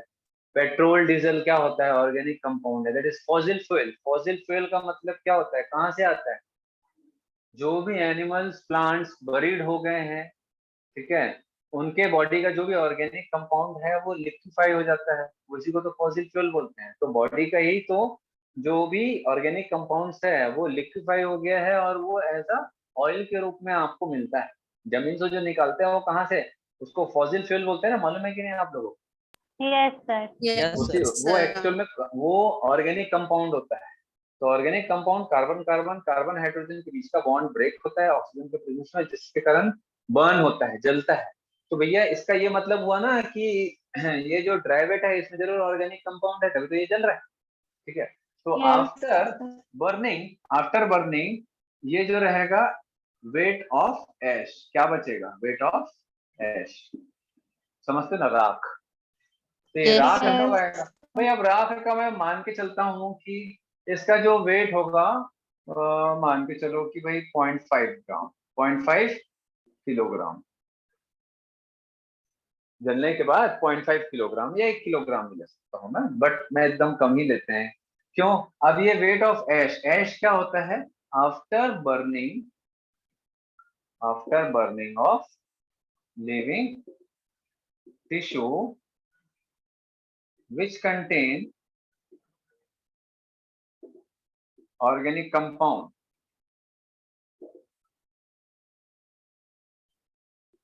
Organic compounds which contain organic compounds. तो ये जो ऑर्गेनिक कंपाउंड है आफ्टर बर्निंग क्या होगा? ठीक है, ऑर्गेनिक कंपाउंड, ऑर्गेनिक कंपाउंड से क्या निकलेगा? ऑर्गेनिक कंपाउंड को बर्न करो, है ना, जो कि प्लांट में होगा, आपको मालूम है, प्रोटीन कार्बोहाइड्रेट फैट सब चीज होगा प्लांट में। पानी निकल गया, अब yes ऑर्गेनिक कंपाउंड बचा हुआ है, ठीक है। अब ये ऑर्गेनिक कंपाउंड को बर्न करो, बर्न करने के बाद क्या होगा? इससे क्या निकल जाएगा? कार्बन डाइऑक्साइड एंड वाटर बाहर निकल जाएगा, ठीक है। ये वेपर के फॉर्म में होगा और ये तो गैसियस फॉर्म में। समझ आया बात? ठीक है, ये सब यस सर। केमिस्ट्री है यार, अब इसीलिए क्या है, मेरे को थोड़ा सा झंझट लगता है इसको पढ़ाना, पूरा केमिस्ट्री है, ठीक है। बट अब उतना टाइम नहीं है, कई लोगों का एग्जाम है, तो फिर मेरे को इसको बताना पड़ रहा है, ठीक है। तो ये वेट ऑफ एश बहुत कम होगा। राख समझते हैं, जैसे लकड़ी जलाते हैं ना अपन होली होली में, या फिर यस लकड़ी सर। फेंकते होगे, तो राख का वेट yes बहुत कम sir, होता है, राख का वेट बहुत कम होता है। तो ये जला क्या? उसमें ऐसी क्या चीज है जो जल गया? ऑर्गेनिक कंपाउंड बर्न हो जाता है। समझ आया बात? बर्न यस होने सर। के बाद क्या होगा? yes भाई ऑर्गेनिक कंपाउंड में क्या क्या रहता है? Carbon hydrogen oxygen, mainly organic compound में क्या भरा हुआ है? Carbon hydrogen oxygen. समझ आ रहा है बात? तो carbon yes hydrogen sir, oxygen तो अगर ये 3 एलिमेंट्स है, इस 3 एलिमेंट मिलकर के ऑर्गेनिक कंपाउंड बन रहा है, कार्बन, हाइड्रोजन, ऑक्सीजन, तो जब जलेगा तो मेनली कार्बन डाइऑक्साइड निकलेगा, वाटर वेपर इवेपोरेट हो जाएगा। ठीक, समझ आ रहा है बात? और भी दूसरे जो भी गैसियस केमिकल्स होंगे वो रिलीज होंगे, है ना, फॉस्फेट, ठीक है, सल्फर डाइऑक्साइड, जो भी होगा उसमें, वो सब बात की बात है, बट एक एग्जांपल बता रहा हूँ कि ये निकल गया। अब इसके बाद क्या बचेगा? ये क्या हो गया बेटा? रिमूव हो गया, रिमूव। देन अब जो रिमेनिंग है वो क्या होगा बोलो? ऑर्गेनिक होगा, इनऑर्गेनिक? रिमेनिंग, बोलो। Inorganic. Inorganic. Compound Inorganic. in the ash is sir ये inorganic, सॉल्व वाला एक और बार बता दीजिए ना। Inorganic compound. समझ आ रहा बात? यस अरे सर। बेटा, अब जैसे मान के चलो, देखो, जैसे आप कभी किसी इंसान को जलने के बाद कोई देखा है? No sir. अरे संतान में तो कोई नहीं गया। सर ऐसे No, जलते sir. हुए नहीं देखा है मैंने। अच्छा, जलते हुए नहीं देखा। जलने के बाद नहीं No, सर। sir. उसका राख देखे हो? नो तो सर। मेनली क्या बचता है उसमें? बोन्स, मेनली बोन्स बचते हैं, वो भी बहुत ही कुछ कुछ टुकड़े ही बचते हैं, बाकी बोन्स पूरा का पूरा ऐश, मतलब उसका राख बन जाता है। बोन बोन्स का बचते हैं। बोन्स बचते हैं, ठीक है, वो भी मतलब बोल सकते हैं कुछ कुछ बोन्स बचते हैं, ठीक है। तो और बाकी जो बोन का पार्ट है वो पूरा राख बन जाता है। तो एक्चुअल में बोन क्या है बेटा? वो इनऑर्गेनिक है। बोन है क्या चीज? इनऑर्गेनिक मटेरियल, कैल्शियम फॉस्फेट से बनता है। समझ आ रहा? कैल्शियम फॉस्फेट से बनता है। तो ये बोन जो है ना, मेनली क्या है? इनऑर्गेनिक कंपाउंड्स, कैल्शियम फॉस्फेट, ये सारी चीजें हैं राख में। वैसे ही लकड़ी को जलाने के बाद भी क्या बचता है? कैल्शियम फॉस्फेट, जो भी इनऑर्गेनिक, मैग्नीशियम हो गया, ठीक है, और जो भी आप इनऑर्गेनिक कंपाउंड जानते हो, आप केमिस्ट्री में पढ़ते हो, वो सारी चीजें राख के फॉर्म में पड़ा रहता है। आयरन वायरन जो भी है वो सब आपको क्या मिलेगा? Inorganic compound. जलने के बाद जो राख होता है उसमें इनऑर्गेनिक कंपाउंड ही बचता है, क्योंकि ऑर्गेनिक कंपाउंड तो बर्न हो जाता है। समझ आ रहा है बात? ठीक यस है। सर। तो वेट ऑफ ऐश, ये क्या है? अब ऐश कैसे बना? ये जो ड्राई वेट है इसको बर्न करोगे, ठीक है, जिसमें ऑर्गेनिक कंपाउंड है, तो ऑर्गेनिक कंपाउंड बर्न होगा। बर्न होने के बाद भाई ऑर्गेनिक कंपाउंड से क्या रिलीज होगा? After burning carbon dioxide, water vapour निकल जाएगा। उसके बाद जो राख बचता है उसमें इनऑर्गेनिक कंपाउंड होते हैं। समझ आया बात? ये इंपॉर्टेंट है, ध्यान रखना। Weight weight, dry weight and weight of ash. ठीक है, ऐश क्या होता है? ऐश करने वाला ऐश नहीं, ठीक है, राख यस वाला सर। ऐश। जब कभी आपको लगे कि, जब कभी भी मतलब जब कभी आपको लगे कि यार मैं बहुत परेशान हूँ, ठीक है, अब इस दुनिया में कुछ भी नहीं बचा, ठीक है, और चीजें मेरे मुताबिक नहीं चल रही, और आप बहुत डिप्रेस हो, ठीक है, और आपको लगता है कि सारी दुनिया में मेरे से ज्यादा दुखी कोई नहीं है, और आपको लगता है कि सभी, पूरी दुनिया मिल करके आपके पीछे पड़ी है आपको दुख पहुंचाने के लिए, और आप हर्ट हो गए बहुत ज्यादा किसी से, मे बी फैमिली से, फ्रेंड से, किसी से भी, या किसी चीज से, या कोई आपको जो चीज आप चाहते हो वो आपको नहीं मिला है, ठीक है, उसके कारण आप दुखी हो या डिप्रेस। तो एक बार सिर्फ उस, या दो जगह जाना, या तो आईसीयू में चले जाना या तो शमशान घाट। सर क्यों? ये दोनों जगह आपको ये बताएंगे कि आप बहुत खुश नसीब हो कि आप चल के वहां तक आए हो, है ना, और बाकी जो वहां पड़े हुए हैं वो आपके जितने खुशकिस्मत नहीं, क्योंकि अब उनका कोई अता पता नहीं है, उनका नामो निशान या तो मिटने वाला है, या तो उनका नामो निशान इस दुनिया से मिट चुका है। उनके पास कोई भी दूसरा ऑप्शन नहीं है अपनी स्थिति को सुधारने के। उनके पास कोई दूसरा ऑप्शन नहीं है जिस चीज से वो परेशान है उसको करेक्ट करने के लिए, या फिर उनके पास कोई भी दूसरा ऑप्शन नहीं है फिर से लाइफ को नए तरीके से शुरू करने के लिए, क्योंकि या तो वो लोग लाइफ के एंड में हैं, या तो वो लोग लाइफ एंड उनका हो चुका है। ये दो जगह आपको ये सिखाता है कि हम जो है बहुत अच्छे हैं। हमारी लाइफ जो है बहुत अच्छी है। परेशानियां सबके लाइफ में आती है। इस दुनिया में ऐसा कोई भी इंसान नहीं है जो परेशानियों का सामना नहीं किया है, जो फिजिकली परेशानी का सामना नहीं किया है, मेंटली परेशानी का सामना नहीं किया है, और तो और सोशली परेशानी का सामना नहीं किया है। सोशल, मेंटली, फिजिकली हर कोई इस दुनिया में कभी ना कभी इसका सामना जरूर करता है, हर कोई।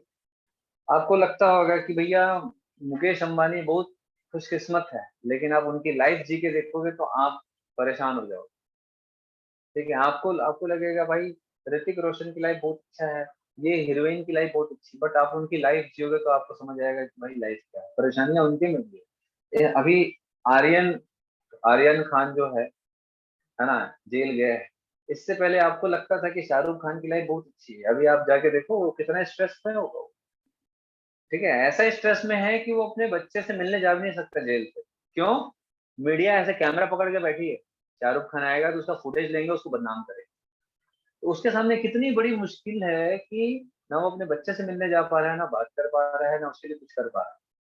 तो कभी भी कभी भी ऐसा नहीं सोचना है कि यार हम हमारे साथ ये है, हमारे साथ हुआ, सबके साथ आता है। सारी चीजें होती है। आज रात है, अभी अंधेरा है, फिर से सुबह होगी। और एक चीज याद रखेंगे, समय है, कट जाता है। सभी समय कट जाता है। समय समय होता है, अच्छा बुरा कुछ नहीं होता है। अच्छा बुरा जो है ये आते जाते रहता है। एकदम सिंपल सा कॉन्सेप्ट है। तो परेशानी आए तो ऐसे रोने धोने मत बैठ जाओ, सोचो कि इसमें हम क्या कर सकते हैं, ये परेशानी में इसको हम कैसे सॉल्व कर सकते हैं। है ना, समझ आ रहा बात? और क्या हो सकता है इससे बुरा, और क्या हो सकता है? ठीक है, बुरा हो गया, इससे बुरा और क्या हो सकता है? हो गया तो क्या हो गया, इससे बुरा और क्या हो सकता है? इससे बुरा और कुछ हो सकता है? तो भैया आप देखो जाके, इससे बुरा भी बहुत कुछ हो सकता है इस दुनिया में। बहुत सारे के साथ बहुत बुरा हो भी चुका है। तो मैं जनरली अगर कभी होता है तो मैं 2 जगह को विजिट कर लेता हूँ। मेरे दोस्त के हॉस्पिटल है ना, सीनियर के हॉस्पिटल है।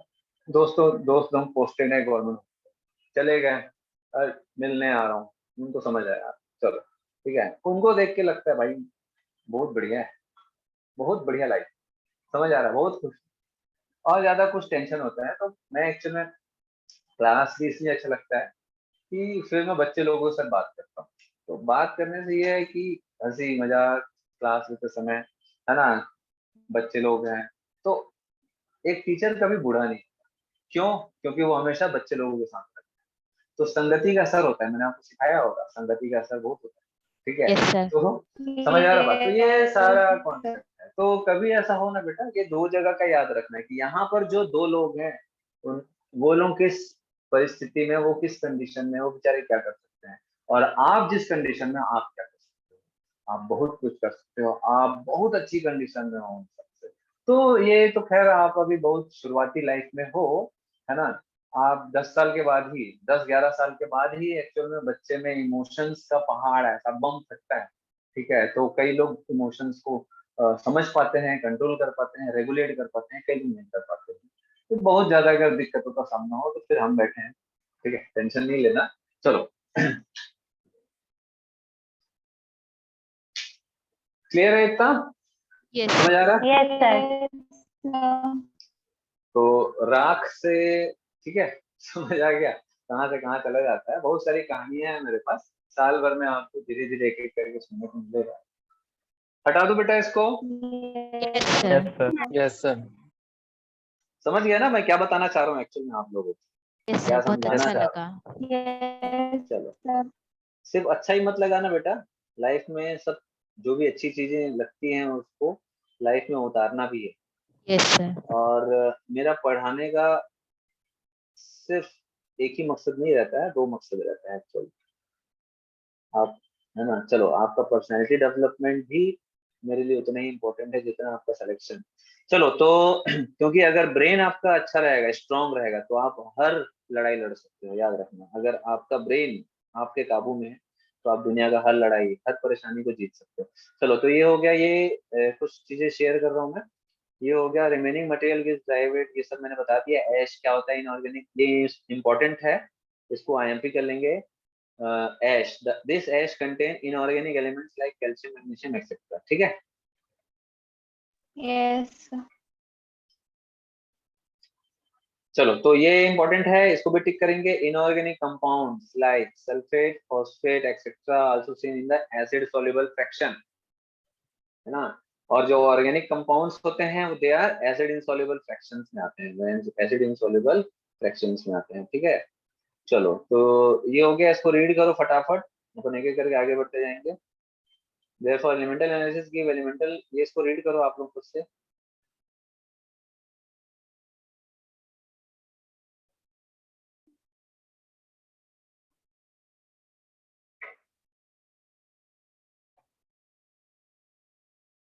यहाँ तक रीड करो।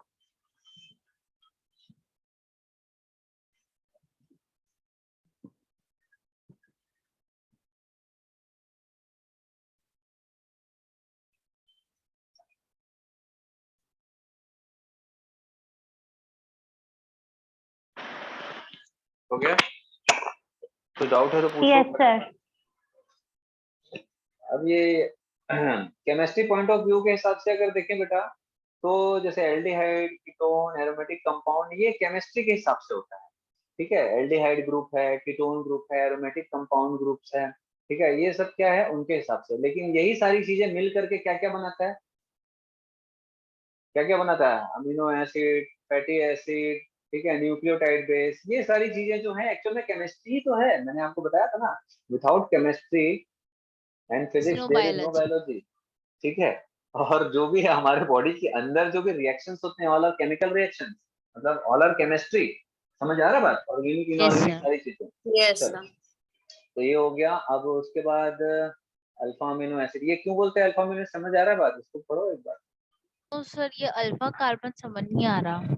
आप केमिस्ट्री में पढ़ते हैं ना बेटा, alpha carbon, beta carbon, first position, second position of carbon, जो मेन कार्बन रहता है यस जिससे सर। सारी चीजें अटैच होती हैं, वो सब अल्फा कार्बन, बीटा कार्बन ऐसा होता है। प्राइमरी कार्बन ग्रुप है ना, 1 डिग्री 2 डिग्री आप लोग पढ़ते हो ना। Yes sir. सर। हाँ, चलो ठीक है, समझ आया बात, ठीक है।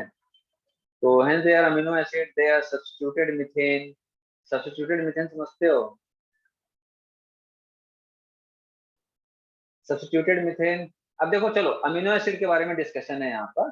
अमीनो एसिड क्या है? ऑर्गेनिक कंपाउंड है। क्या रहता है? Amino group and acidic group, इसी इसको अमीनो एसिड ग्रुप बोलते हैं। अब चलो एक चीज अपन देखते हैं। अब इसमें आप लोगों के पास अगर एनसीईआरटी का नोट्स है जिनके पास, तो इसको मैं हटा रहा हूँ पहले। तो पूरा केमिस्ट्री वाला पार्ट बता रहा हूँ बेटा मैं आप लोगों को। अब जैसे अमीनो एसिड की बात करें तो अमीनो एसिड क्या है बेटा? ऑर्गेनिक कंपाउंड है ना। ऑर्गेनिक कंपाउंड, ऑर्गेनिक कंपाउंड है अमीनो एसिड। तो भाई इसमें दो मेजर जो ग्रुप्स हैं वो क्या क्या हैं? अमीनो एंड एसिडिक ग्रुप, बोलो। कार्बन। ठीक है। yes.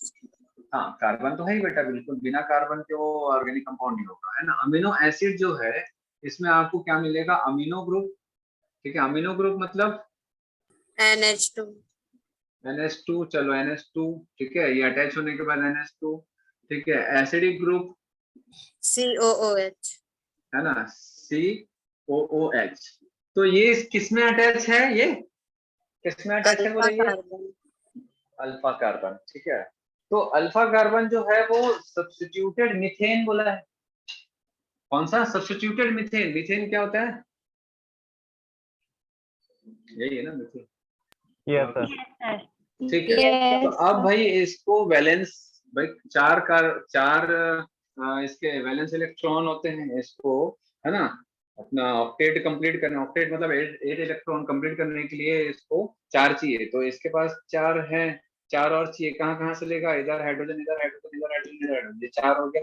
हाइड्रोजन हाइड्रोजन दोनों दोनों मिले मिले 2 4 6 8 हो गए, है ना। छोड़ो। अब ये सब्स्टिट्यूटेड मीथेन का मतलब है इसमें कोई ना कोई ग्रुप अटैच है। तो अब क्या क्या अटैच है? एक साइड हाइड्रोजन है, बिल्कुल हाइड्रोजन होना ही चाहिए। एक साइड अमीनो ग्रुप अटैच, ठीक है, ठीक है। अच्छा, नाइट्रोजन का वैलेंस इलेक्ट्रॉन क्या है? 5 होता है कि 4 होता है कि 3 होता है भाई?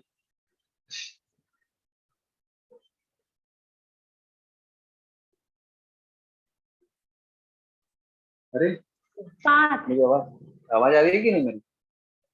लिखा तो सर हूँ। क्या बोले आप? नाइट्रोजन का वैलेंस इलेक्ट्रॉन पूछ रहा था भाई मैं। 5। Yes sir 5 5। होता है ना। अरे कार्बन के बाद नाइट्रोजन आता है ना, ये 4 है, ये 5 है। Yes sir. हाँ चलो, तो 5 है, ठीक है।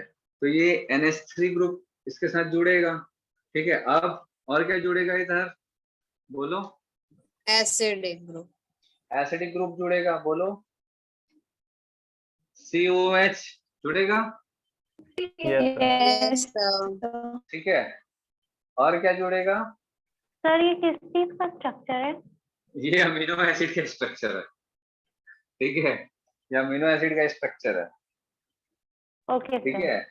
और ये R क्या होता है, अल्काइल ग्रुप। Alkyl group. हाँ कुछ भी, ये फंक्शनल ग्रुप है, वेरिएबल ग्रुप है ना, कोई भी एक फंक्शनल ग्रुप ले लेते हैं, है ना। R फंक्शनल ग्रुप हो गया, ठीक है। तो ये हो गया अमीनो ग्रुप, हाँ। और ये हो गया अमीनो ग्रुप, और COH क्या हो जाएगा, एसिडिक ग्रुप। Acidic group. और क्या बोलते हैं इसको, कार्बोक्सिल ग्रुप भी बोलते हैं ना इसको, यस यस सर। यस है ना। ये कार्बोक्सिल ग्रुप हो गया, ये एल्किल ग्रुप। वेरिएबल। हाँ अल्काइल ग्रुप या फंक्शनल ग्रुप हो गया। ये एक हाइड्रोजन, तो ये चारों वैलेंसी ऑक्यूपाई हो गई अलग अलग जगह से, ठीक है। तो ये इसका एक बेसिक स्ट्रक्चर है, समझ आ रहा बात, ये इसका एक बेसिक स्ट्रक्चर है।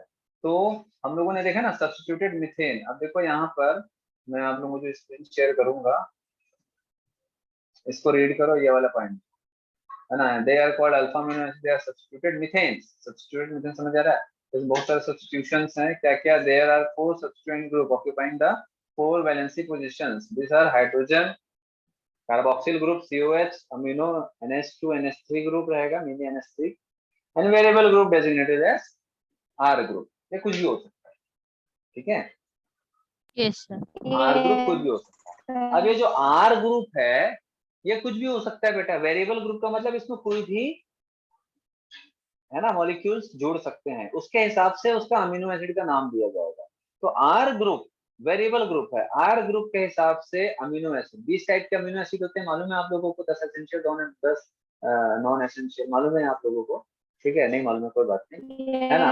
अमीनो एसिड 20 टाइप के होते हैं जो हमारे लिविंग बॉडी में काम आते हैं, ठीक है। लिविंग बॉडी के लिए जो 20 टाइप के अमीनो एसिड होते हैं, तो भैया ये जो 20 टाइप के अमीनो एसिड हैं वो R ग्रुप पे डिपेंड करता है। तो based on the nature of R group there are many amino acids, however those which occur in protein are only of 21 type, actual में 20 टाइप कर लेना है इसको। the R group in this proteinaceous amino acid could be hydrogen। क्या क्या हो सकता है R ग्रुप, बोलो।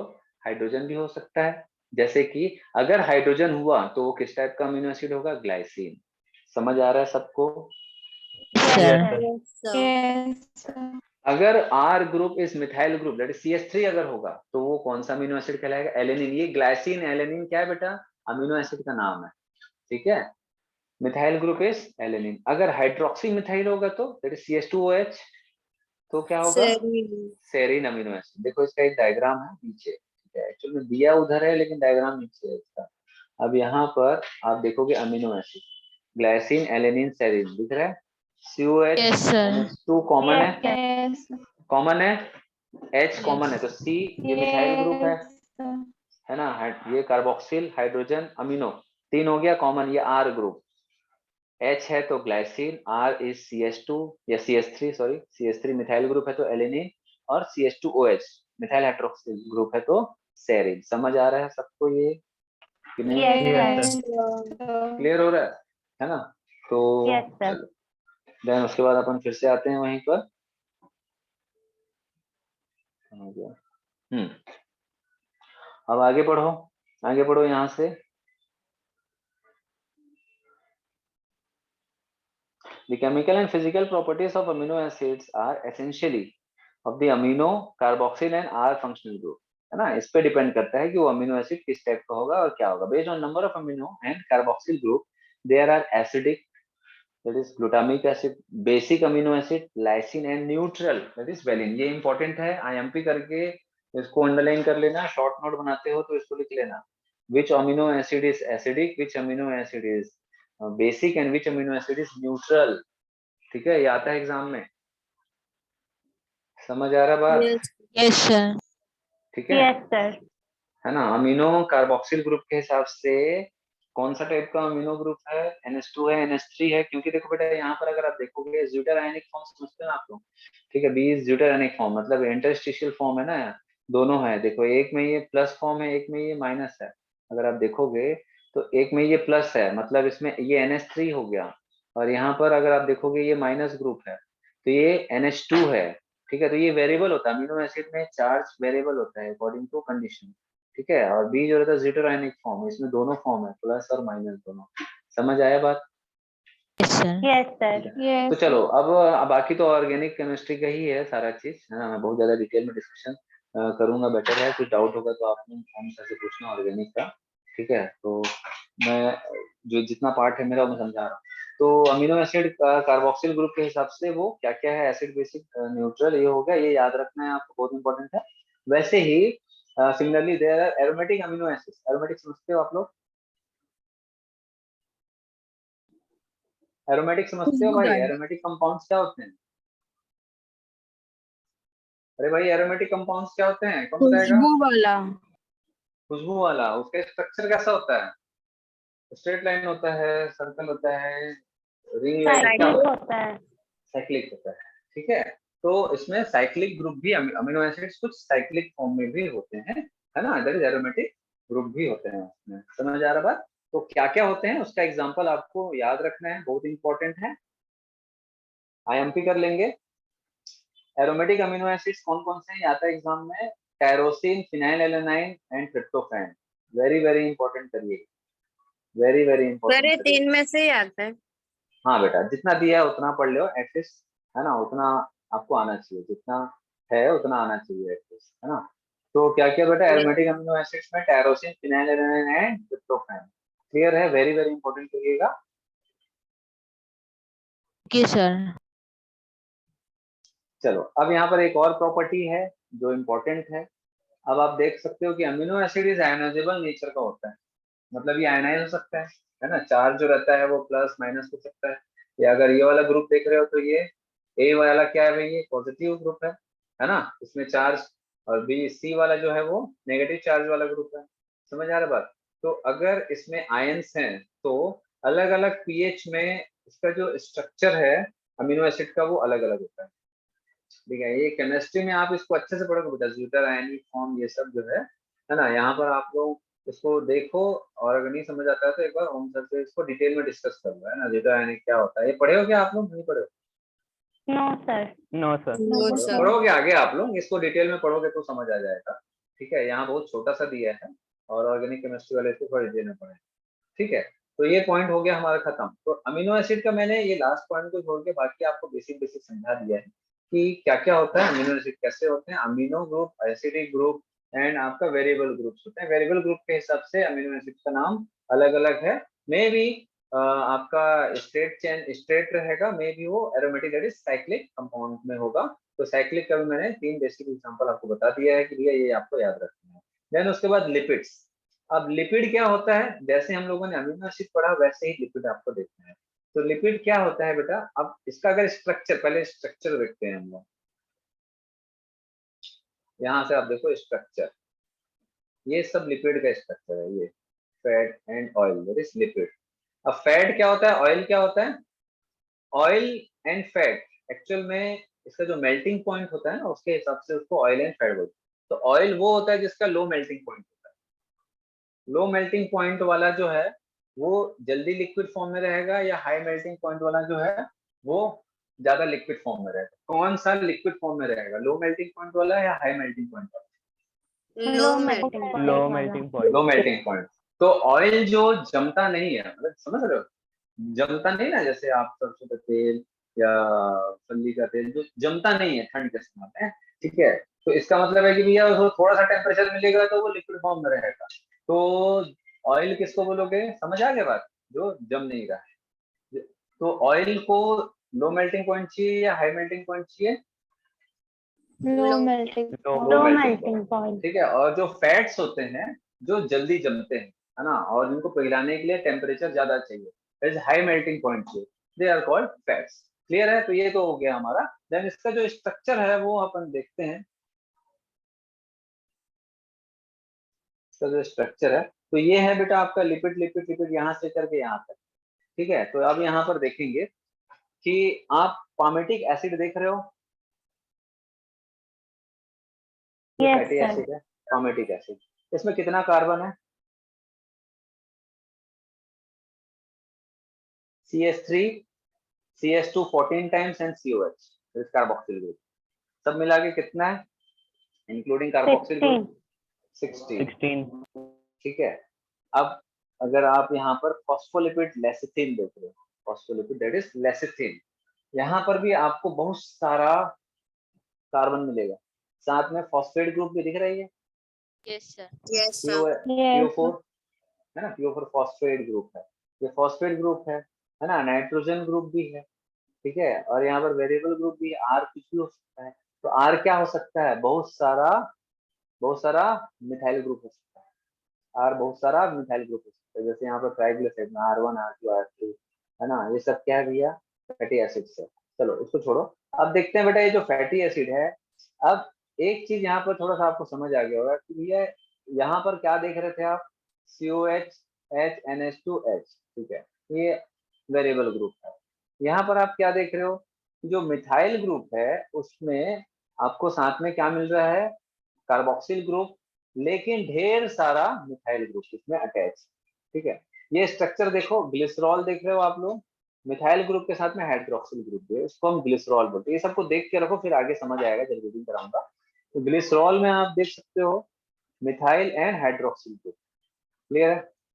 Then Yes. अब ये कोलेस्ट्रॉल, कोलेस्ट्रॉल में आपको क्या दिख रहा है?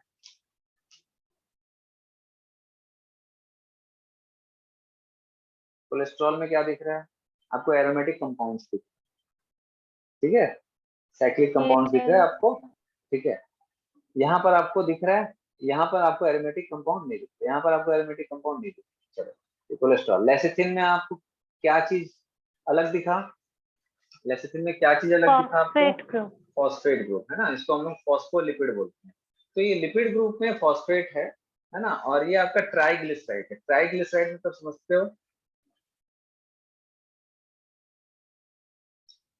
3 फैटी एसिड के ग्रुप हैं जो ग्लिसरॉल के साथ अटैच है। अब ग्लिसरॉल कहाँ है इसमें? ग्लिसरॉल कहाँ है? ये ग्लिसरॉल दिख रहा है, CH2 CH CH2 CH2 CH CH2 दिख रहा है, यस सर। Yes. ठीक है। ये एक फैटी ग्रुप है, एक फैटी एसिड है, ये एक फैटी एसिड का ग्रुप है, ये एक fatty acid. It is R1 R2 R3 triglyceride. R1 R2 and R3 are fatty acid. समझ आ रहा है ये structure? Yes. Yes, sir. Clear हो रहा है आप लोगों को? पहले स्ट्रक्चर समझो, फिर रीडिंग करेंगे तो और समझ आ जाएगा।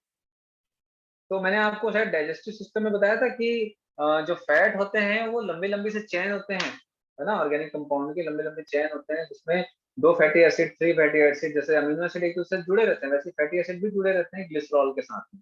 तो एक ग्लिसरॉल के साथ में ऐसा ट्राइग्लिसराइड, डाइग्लिसराइड भी होता है। जैसे एक फैटी एसिड को काट देंगे तो यहाँ पर 2 फैटी एसिड और एक ग्लिसराइड, है ना, तो वो डाइग्लिसराइड हो जाएगा। मोनोग्लिसराइड में कितना फैटी एसिड और कितना ग्लिसरॉल होगा? 1. 1 क्या? 1 One fatty fatty acid acid. 1 glycerol. Monoglyceride का मतलब है कि 1 fatty acid plus 1 glycerol. Diglyceride का मतलब 2 फैटी एसिड 1 ग्लिसरॉल। ट्राइग्लिसराइड का मतलब 3 फैटी एसिड 1 ग्लिसरॉल। समझ आया बात? Yes. समझ आ रहा है? Yes, sir. Yes. ठीक है, इसका एक बेसिक स्ट्रक्चर समझ आ रहा है। फैट, तो फैट में आप देख सकते हो बेटा कि जो मिथाइल ग्रुप है वो भर भर के बहुत ज्यादा है, दिख रहा है, बहुत ज्यादा है बेटा, लॉन्ग चेन। चलो अब इसको अपन एक रीड करते हैं। Lipids are generally water insoluble, पानी में नहीं घुलता, ठीक, ठीक है। Lipid mainly simple Yes. Fatty acids होते हैं। अब फैटी एसिड क्या होते हैं? फैटी एसिड, इसको, ये इंपॉर्टेंट है, वाटर फैटी एसिड्स, ठीक है, ये आपको ध्यान रखना है। फैटी एसिड क्या होते हैं? Structurally fatty acids are carboxyl group attached to an R group. What is R group? Very. भैया वेरिएबल ग्रुप है, वो एक मिथाइल हो सकता, मतलब एक कार्बन वाला भी हो सकता है R ग्रुप, 2 कार्बन वाला भी हो सकता है, और ढेर सारा कार्बन वाला भी हो सकता है, ठीक है। तो अगर आप देख सकते हो फैटी एसिड क्या भी है? कार्बोक्सिल ग्रुप R ग्रुप के साथ अटैच है। ये कार्बोक्सिल ग्रुप है, यहाँ पर दिख रहा है, एक सिंपल फैटी एसिड है, palmitic acid simple fatty acid है, एक कार्बोक्सिल ग्रुप R ग्रुप के साथ अटैच है। तो ये R कितना भी नंबर का हो सकता है। तो यहाँ पर R कितना है 15, R कितना है 15, CH2 14 है और एक CH3 है, तो 15 है R ग्रुप। समझ आया बात?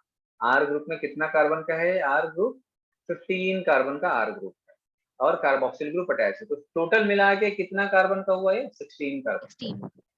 है ना? क्लियर है? चलो तो अब इसको आगे देखो, ये बहुत सिंपल है एक्चुअल में। क्या है ना, स्ट्रक्चर देख देख के पढ़ोगे तो सब समझ आ जाता है। अब यहाँ पर देखोगे इथाइल और higher number of CH2 that is 1 carbon to 19 carbon तक कुछ भी हो सकता है एक फैटी एसिड में। समझ आया है ना? उसके बहुत सारे फैटी एसिड्स होते हैं बेटा, अलग अलग टाइप के। फॉर एग्जांपल पामेटिक एसिड है 16 कार्बन इंक्लूडिंग कार्बोक्सिल कार्बन। समझ आया? देखो फिर से 14 ये है, एक ये 15 और एक कार्बोक्सिल ग्रुप का कार्बन 16। किसी को नहीं समझ आ रहा तो पूछ सकते हो आप, ठीक है? क्योंकि ये सबको बेटा बोर्ड में लिखना पॉसिबल नहीं है, ठीक है? अब दूसरा देखो एरिकिडोनिक एसिड है ना, एरिकिडोनिक एसिड जो है वो 20 कार्बन का होता है इंक्लूडिंग कार्बोक्सिल कार्बन। तो कार्बोक्सिल कार्बन को हटाने के बाद कितना होगा 19 carbon. Fatty acid could be saturated, ये इंपॉर्टेंट है, इसको आइडेंटिफाई करना। What is saturated and what is unsaturated, what is saturated and what is unsaturated, ठीक है? क्या है भाई, fatty acid could be saturated without double bond, unsaturated with one or more carbon carbon double bond. आप लोग सुनोगे ना बेटा, unsaturated fatty acid, saturated fatty acid, ये है ना? चलो तो जिसमें डबल बॉन्ड होगा, हाँ बोलो बेटा। सर वो पामेटिक एसिड वो वाली लाइन के नीचे लाइन समझ नहीं आई। एरिकिडोनिक एसिड है ना बेटा, एरिकिडोनिक एसिड जैसे पामेटिक एसिड में कितना कार्बन है 16, वैसे ही एरिकिडोनिक एसिड में कितना कार्बन होगा 20 carbon including carboxyl group. Palmitic acid में मैंने बताया ना 16 कार्बन इंक्लूडिंग कार्बोक्सिल ग्रुप। इधर देखो, ये पामेटिक एसिड है, ये CH2 कितना है 14 टाइम्स है, एक CH3 है 14 प्लस 1 15। अगर कार्बोक्सिल ग्रुप को इंक्लूड करेंगे तो कितना कार्बन का हो जाएगा 16। समझ आया बात? वैसे ही एरिकिडोनिक एसिड जो है वो 20 कार्बन का इंक्लूडिंग कार्बोक्सिल ग्रुप। समझ आया? नहीं समझ आया? सर आ गया। ये ध्यान रखना, फैटी एसिड जो रहता है वो सैचुरेटेड क्या होता है, अनसैचुरेटेड क्या होता है, ठीक है? सैचुरेटेड क्या होगा, इसमें डबल बॉन्ड नहीं होगा। अनसैचुरेटेड क्या होगा, इसमें डबल बॉन्ड होगा या ट्रिपल बॉन्ड होगा, एक से ज्यादा बॉन्ड्स होंगे, ठीक है? Another simple lipid is glycerol which is trihydroxypropane, ठीक है? इसको ध्यान रखेंगे, सिंपल लिपिड इज ग्लिसरॉल। तो अब यहाँ पर आप रीड करो फटाफट, मैनी लिपिड है both glycerol and fatty acid, ठीक? जैसे कि मैंने दिखाया, many lipids have both glycerol and fatty acid, monoglyceride, diglyceride, triglyceride. Here the fatty acids are found esterified with glycerol, उसके साथ bonding बनाता है, ठीक है? They can be monoglyceride, diglyceride, triglyceride. These are also called fats and oil based on melting point. Clear है? Melting point कम होगा तो oil होगा, melting point ज्यादा होगा तो उसको fat बोलेंगे। तो वो मोनोग्लिसराइड, डाइग्लिसराइड, ट्राइग्लिसराइड कुछ भी हो सकता है। क्लियर हो रहा है? ये समझ आ रहा है कि समझ आ रहा है ना? So oils have lower melting point and hence remain as oil in winters. Can you identify a fat from the market? ठीक है, ये सब आपको बुक में है, छोड़ो। तो some lipids है phosphorus है ना, phosphorylated organic compound in them, जैसे हम लोगों ने देखा। क्या एग्जांपल था भाई बोलो? फॉस्फोलिपिड, ठीक है? लेसिथिन एग्जांपल था ना, नीचे देखो, फॉस्फोलिपिड लेसिथिन। चलो तो लेसिथिन इज वन एग्जांपल। जैसे फॉस्फोलिपिड कहाँ प्रेजेंट होता है, सेल मेम्ब्रेन में, पढ़े थे, बताया अभी थोड़ी देर पहले, ठीक है? तो अब हो गया, ये हो गया लिविंग ऑर्गेनिज्म में number of carbon in which heterocyclic ring can be found. अब ये खत्म हो गया फैट, ठीक है ना? अब लिविंग ऑर्गेनिज्म में कुछ ऐसे कार्बन कंपाउंड्स होते हैं, ऑर्गेनिक कंपाउंड, तो हेटेरोसाइक्लिक रिंग्स होते हैं। अब हेटेरोसाइक्लिक क्या होते हैं, हेटेरोसाइक्लिक क्या होते हैं? होमोसाइक्लिक कार्बन के अलावा भी अलग हाँ एटम भाई, होते हैं। जैसे ये बेंजीन देखोगे आप, है ना? बेंजीन देखोगे आप तो ये 6 कार्बन का है, 1 2 3 4 5 6। ये पूरा का पूरा जो रिंग है इसमें सिर्फ कार्बन है, मतलब मेनली जो मेन स्ट्रक्चर है वो कार्बन का है। अब इसके साथ अब जो भी जुड़ा हो, हाइड्रोजन हाइड्रोजन जो भी जुड़े वो एक्स वाई जेड की बात, ठीक है। तो ये मेन जो रहता है ये पूरा का पूरा जो साइक्लिक रिंग है they are mainly made of carbon, तो ये होमोसाइक्लिक रिंग हो। लेकिन अगर मैं इसमें कार्बन कार्बन के बीच में नाइट्रोजन डाल दूं, ठीक है, ऐसा है ना, ये मैं हाइपोथेटिकल बना रहा हूँ, ऐसा ऑक्सीजन डाल दूं तो ये प्योर कार्बन का रिंग नहीं हो जाएगा। इसको हम लोग क्या बोलेंगे बेटा, बोलो? हेट्रोसाइक्लिक। हेट्रोसाइक्लिक। हेट्रोसाइक्लिक, है ना। अब ये आप पढ़ चुके हो, स्ट्रक्चर दिखाऊंगा और एग्जांपल दिखाऊंगा तो आपको समझ आ जाएगा।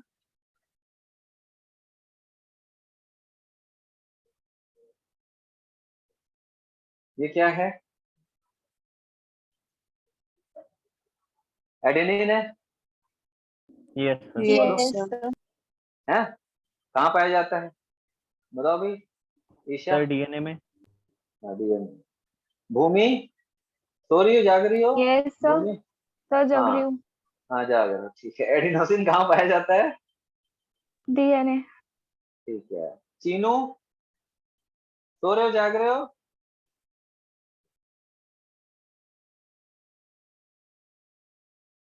सो रहा है, ठीक है। Parminder yes sir. जाग रही हो? Yes sir. यूरेसिल कहाँ पाया जाता है? क्या सर? यूरेसिल कहाँ पाया जाता है? ये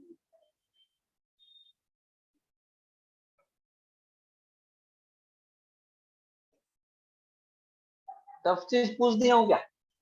नहीं मालूम सर। नहीं मालूम, वेरी गुड। नहीं मालूम भी बहुत बड़ा आंसर होता है। आकृति Yes, sir. ये कहाँ पाया जाता है? नहीं पता sir. Very good. Ayushi nucleotide. हाँ डीएनए के आरएनए बेटा, ये दोनों। Sir RNA. वेरी गुड, ठीक है। ये आरएनए में पाया जाता है, बाकी सब डीएनए में पाया जाता है। ध्यान रखेंगे आईएमपी है ना, इसको ध्यान रखेंगे। यूरेसिल जो रहता है वो आरएनए के न्यूक्लियोटाइड में पाया जाता है, डीएनए में नहीं पाया जाता है। ये बहुत इंपॉर्टेंट है, ध्यान रखेंगे आप सभी, यस ठीक है। वेरी वेरी इंपॉर्टेंट रखेंगे और याद रखेंगे इसको, ठीक है। ये सभी के सभी आपको किसमें मिलेगा? न्यूक्लियोटाइड्स में मिलेगा।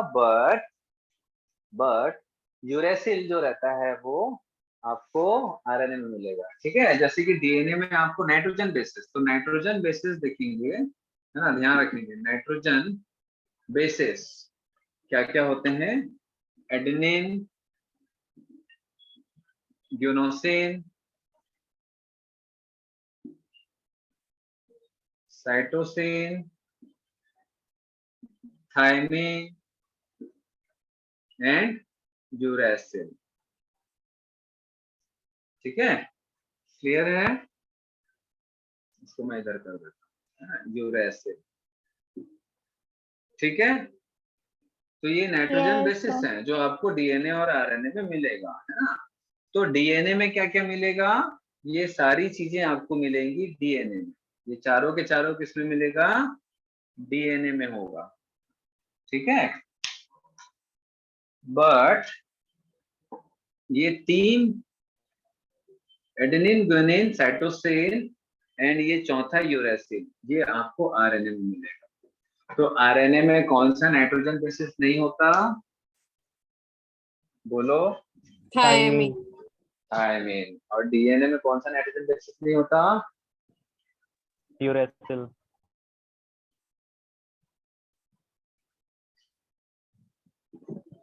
यूरेसिल बहुत इंपॉर्टेंट है बेटा, क्लास 12 में आओगे वहां सर भी एक बार पढ़ना और पड़ता है। बताना।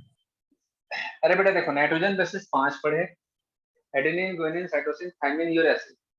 Adenine, guanine, cytosine, thymine, uracil, 5 nitrogenous bases पढ़े, ठीक है। 5 में से ये जो 3 है ये डीएनए आरएनए दोनों में प्रेजेंट है, ये 3 कॉमन, एडेनिन, गुआनिन, साइटोसिन। ये 5 में से 3 जो है ये आपको सब में कॉमन मिलेगा, मतलब डीएनए आरएनए दोनों में रहे। देखो ठीक है, ये 4 मैंने यहाँ बनाया, ये 3+1 यहाँ पर मैंने आरएनए में बताया, ये तीनों कॉमन है। लेकिन डीएनए में ये 3 और साथ में थायमिन मिलेगा, लेकिन आरएनए में ये 3 साथ में यूरेसिल, मतलब थायमिन की जगह पर आरएनए में क्या रहता है, यूरेसिल रहता है। क्लियर है बात, समझ आया? Yes sir. डीएनए में 4 नाइट्रोजनस बेसेस रहेंगे, आरएनए में भी 4 नाइट्रोजनस बेसेस होते हैं, लेकिन होते 5 है, क्योंकि 3 कॉमन और 1 अनकॉमन है ना। 3+1 डीएनए में, 3+1 आरएनए में, तो टोटल 5 नाइट्रोजनस बेसिस। तो ये जो नाइट्रोजनस बेसिस हैं ये हेट्रोसाइक्लिक रिंग के होते हैं, हेट्रोसाइक्लिक रिंग के होते हैं। चलो डायग्राम देखते हैं, वहां से और क्लियर होगा।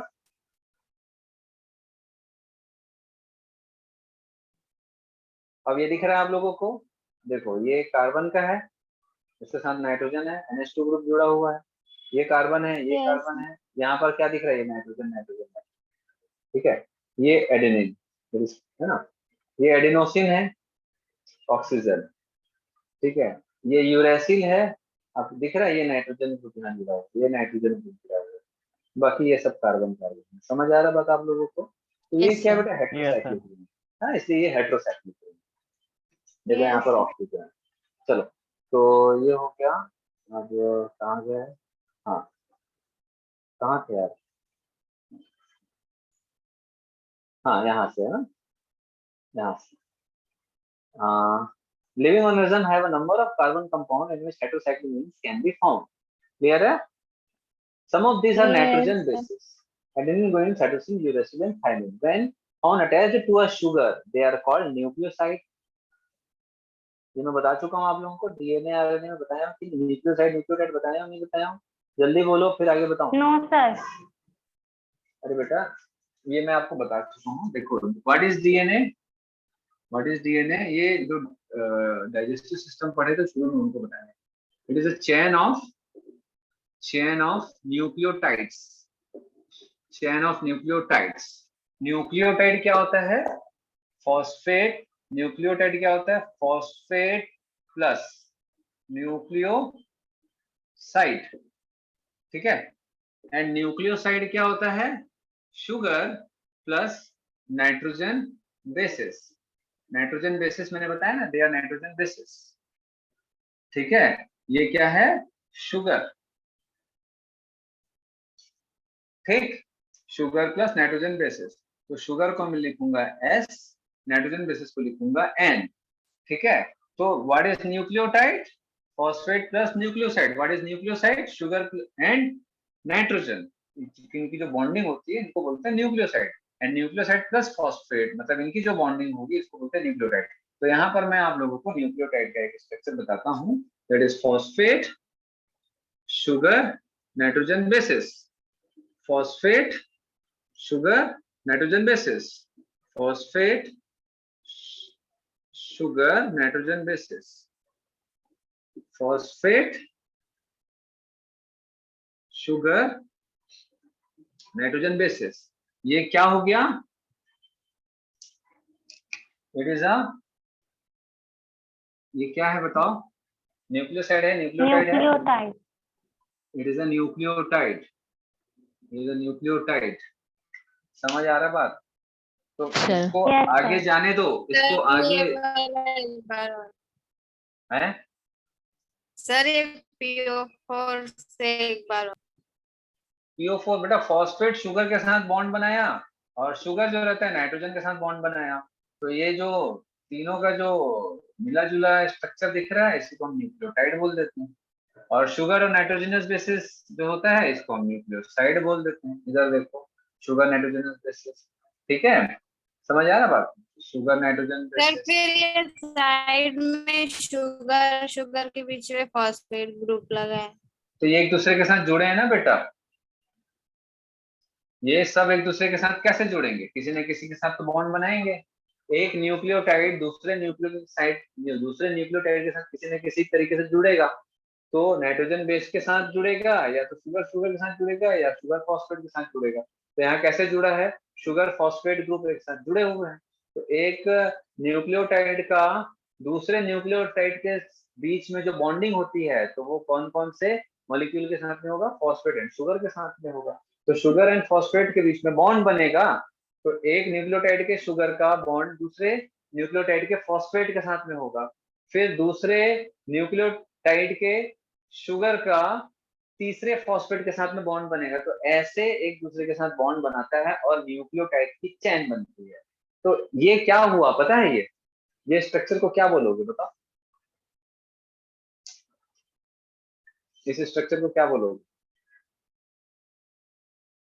अरे भाई ये कौन सा स्ट्रक्चर? जल्दी बताओ, ये कौन सा स्ट्रक्चर है? डीएनए है, आरएनए? Sir RNA. ये आरएनए है बेटा, ये आरएनए है, ठीक है, सिंगल स्ट्रैंड है, ये आरएनए ही। अब यहाँ देखो, एक न्यूक्लियोटाइड का दूसरे न्यूक्लियोटाइड के साथ में अटैचमेंट होगा, ठीक है, और शुगर एंड फॉस्फेट, फिर फॉस्फेट का sugar and nitrogenous base, nitrogenous base दूसरे नाइट्रोजन बेसिस के साथ में जुड़ेगा शुगर, ये बनाएगा फॉस्फेट, ये फॉस्फेट एंड शुगर ऐसा, देन फिर ये नाइट्रोजनस बेसिस शुगर फॉस्फेट और ये शुगर इस फॉस्फेट के साथ जुड़ेगा। समझ आ रहा बात? ठीक है। Yes, sir. तो ये क्या बना भैया? ये एक और न्यूक्लियोटाइड की चेन। तो डीएनए आरएनए कैसे बनता है कि जैसे हम लोगों ने देखा कि DNA is a double stranded molecule, मालूम है ना? ऐसे ऐसे पढ़े देख, चलो आप लोग Yes, हॉलीवुड मूवी में देखे होंगे आप लोग, ऐसा डीएनए तो दिखा था ना, सर हॉलीवुड मूवी में ऐसा देखे हो आप? yes, क्या sir, आप लोग के 3D. बुक में भी होगा ना ऐसा ऐसा ऐसा देखे हो? Yes, sir. yes, Yes, sir. sir. तो ये एक स्ट्रैंड है बेटा, एक न्यूक्लियोटाइड का स्ट्रैंड, ये न्यूक्लियोटाइड का फर्स्ट स्ट्रैंड, ये सेकंड स्ट्रैंड बेटा, ये दूसरे न्यूक्लियोटाइड का, और ये बीच में ये जो दिख रहा है ऐसा लकीर, ये क्या है?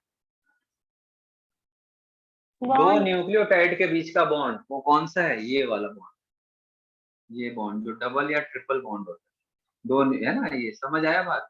Yes, sir. यस है ना? तो ये ऐसे बनता है डीएनए, डबल स्ट्रैंडेड न्यूक्लियोटाइड की चेन को हम डीएनए बोलते हैं, और अगर सिंगल स्ट्रैंडेड न्यूक्लियोटाइड की चेन दैट इज आरएनए। तो बोथ आर न्यूक्लियोटाइड की chain, RNA and DNA both are chain of nucleotide. एक चेन होगी तो आरएनए लिख लेना भैया, दो चेन होगी तो डीएनए। समझ आया बात? Yes, sir. Yes sir. चलो अब आगे देखते हैं, इसको खत्म करते हैं फटाक से। थोड़ा सा टाइम ले रहा हूं मैं क्योंकि आप लोगों का एग्जाम है और ये चीजें थोड़ी सी बेसिक है और थोड़ा कठिन नहीं है, बट एकदम बेसिक है जो आप पढ़ते नहीं है जिंदगी। Yes, sir. हाँ ये हो गया। तो nucleic acids like DNA RNA consist of nucleotides only. समझ आया बात? Nucleic acid like DNA and RNA consist of nucleotides only. समझ आया बात? डीएनए एंड आरएनए फंक्शन है जेनेटिक मटेरियल, ये मैं 50 बार बता चुका। अब आते हैं primary and secondary metabolite, they are very very important, ठीक है, वेरी वेरी इंपॉर्टेंट।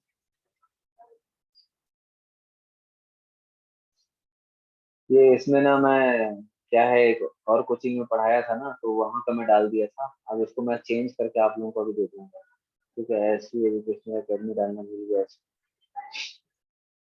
मेरे ही नोट्स है।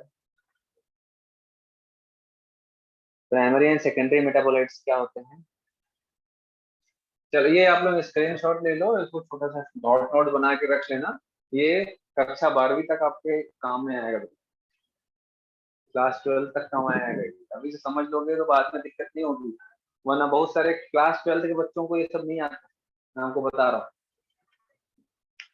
क्लास 12 के बच्चों का आप अपने स्कूल के बच्चे लोगों से पूछ लोगे ना तो मुंह फाड़ देंगे, कई लोगों को इसका बेसिक नहीं आता है बेटा, नहीं पढ़े या नहीं समझे रहते हैं ठीक से। Ooh.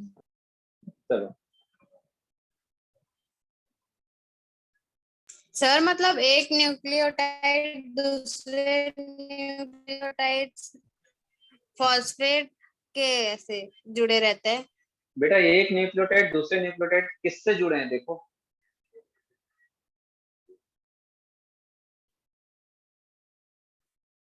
एक डबल न्यूक्लियोटाइड दूसरे में, तो डबल बॉन्ड किसके बीच में है वो देखो, जल्दी देखो। नाइट्रोजन।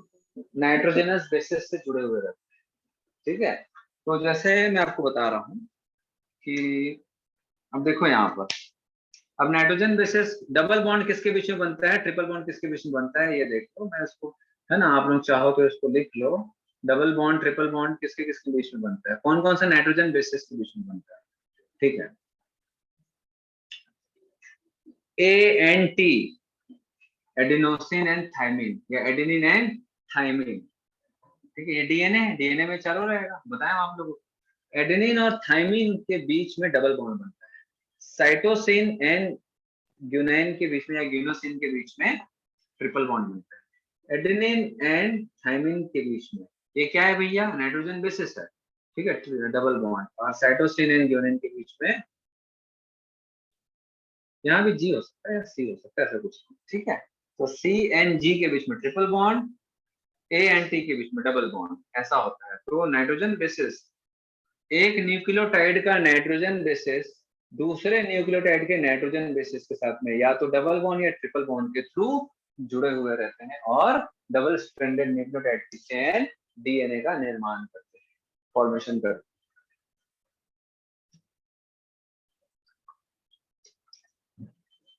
हिंदी समझ नहीं आएगा तो पूछ लिया करना। निर्माण मतलब सर, निर्माण मतलब बनाना। पता है, हाँ पता है सर ना। जब ये यस सर। डबल और ट्रिपल बॉन्ड से जुड़ रहे हैं तो फॉस्फेट ग्रुप का क्या मतलब?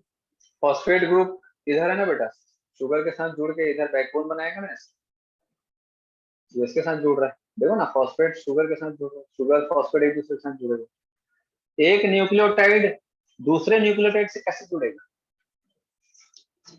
ये एक न्यूक्लियोटाइड हो गया, समझ आया, ये दूसरा न्यूक्लियोटाइड है। अब देखो कैसे जुड़े हैं, देखो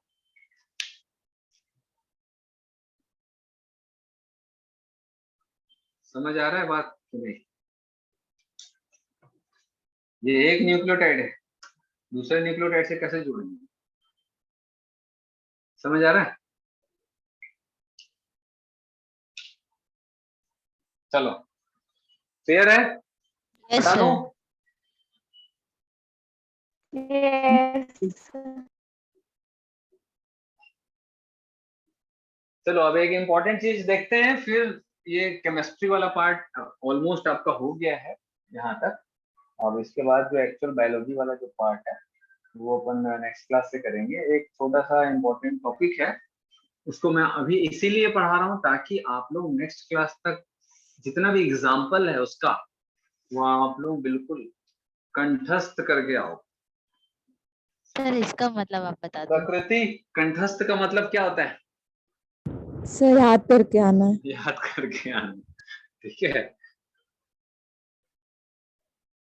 यस सर। चलो,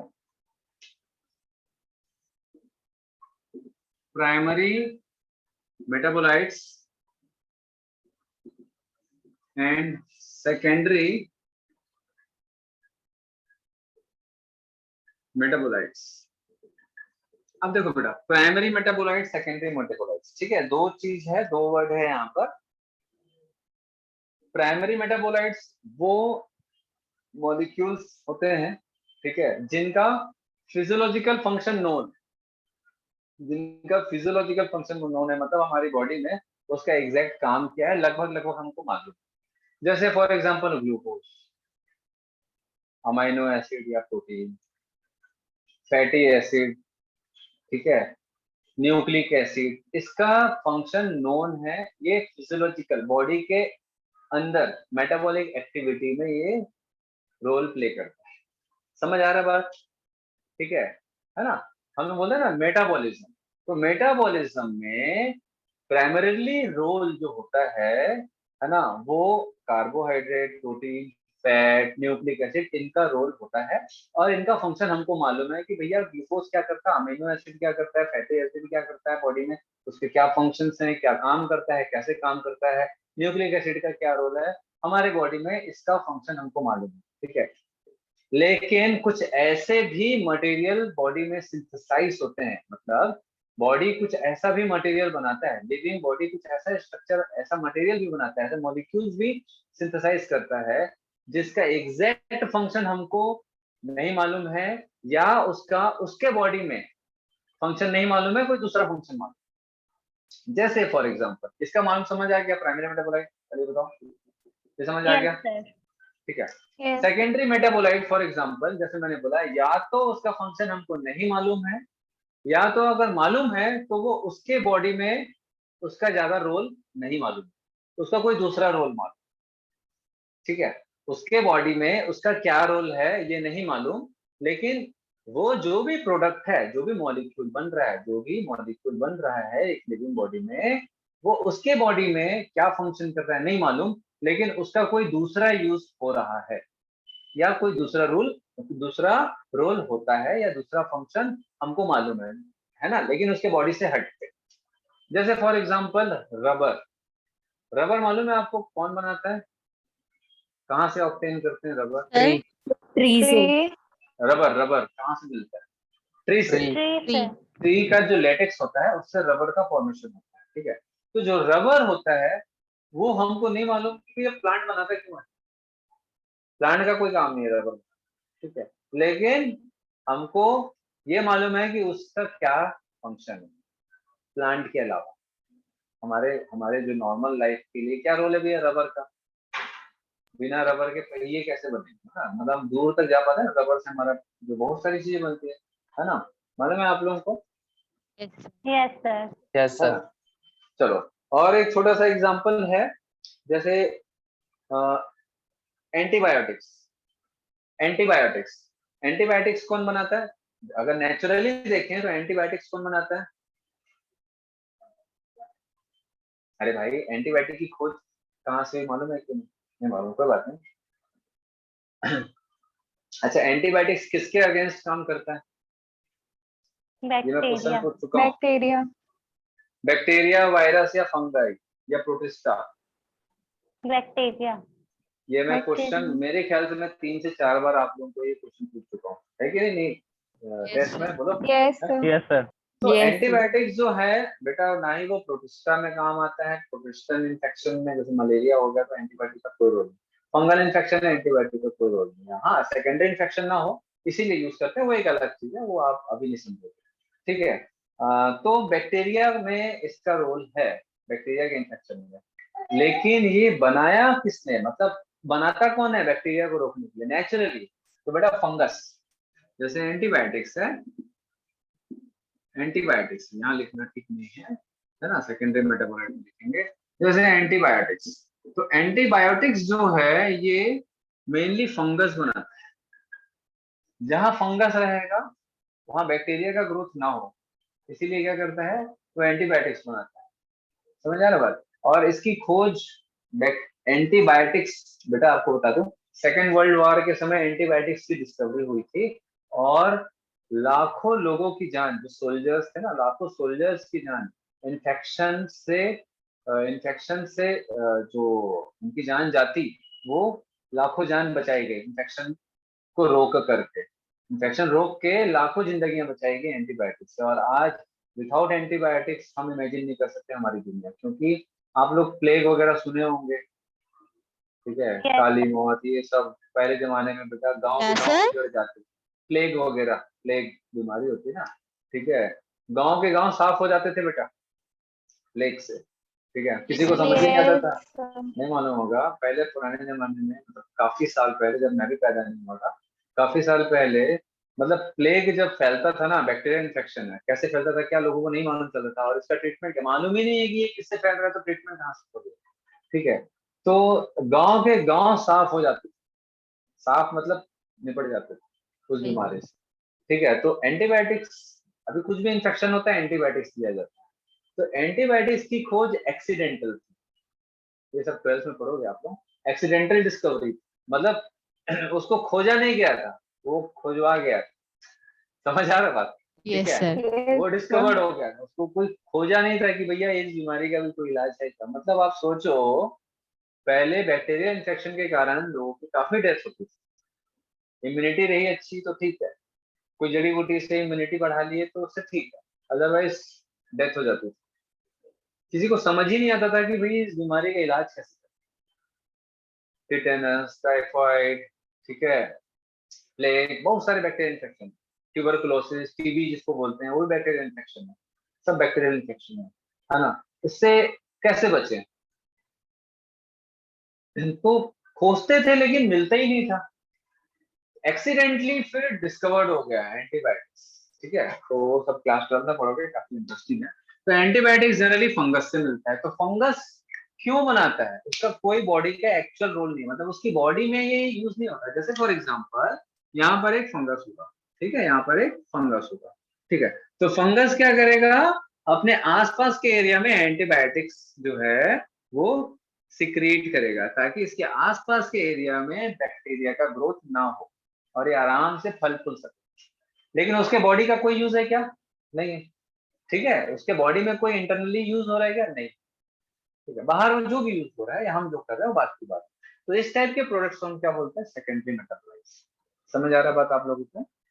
यस ठीक है। सर। सर जैसे बहुत सारे जो सेंट वगैरह होते हैं, खुशबूदार जो भी केमिकल्स होते हैं ना, सेंट, जैसे इत्र वगैरह निकालते हैं ना फूलों से, इत्र यस वगैरह सर। निकालते हैं ना आप लोगों को, यस क्या यूज है?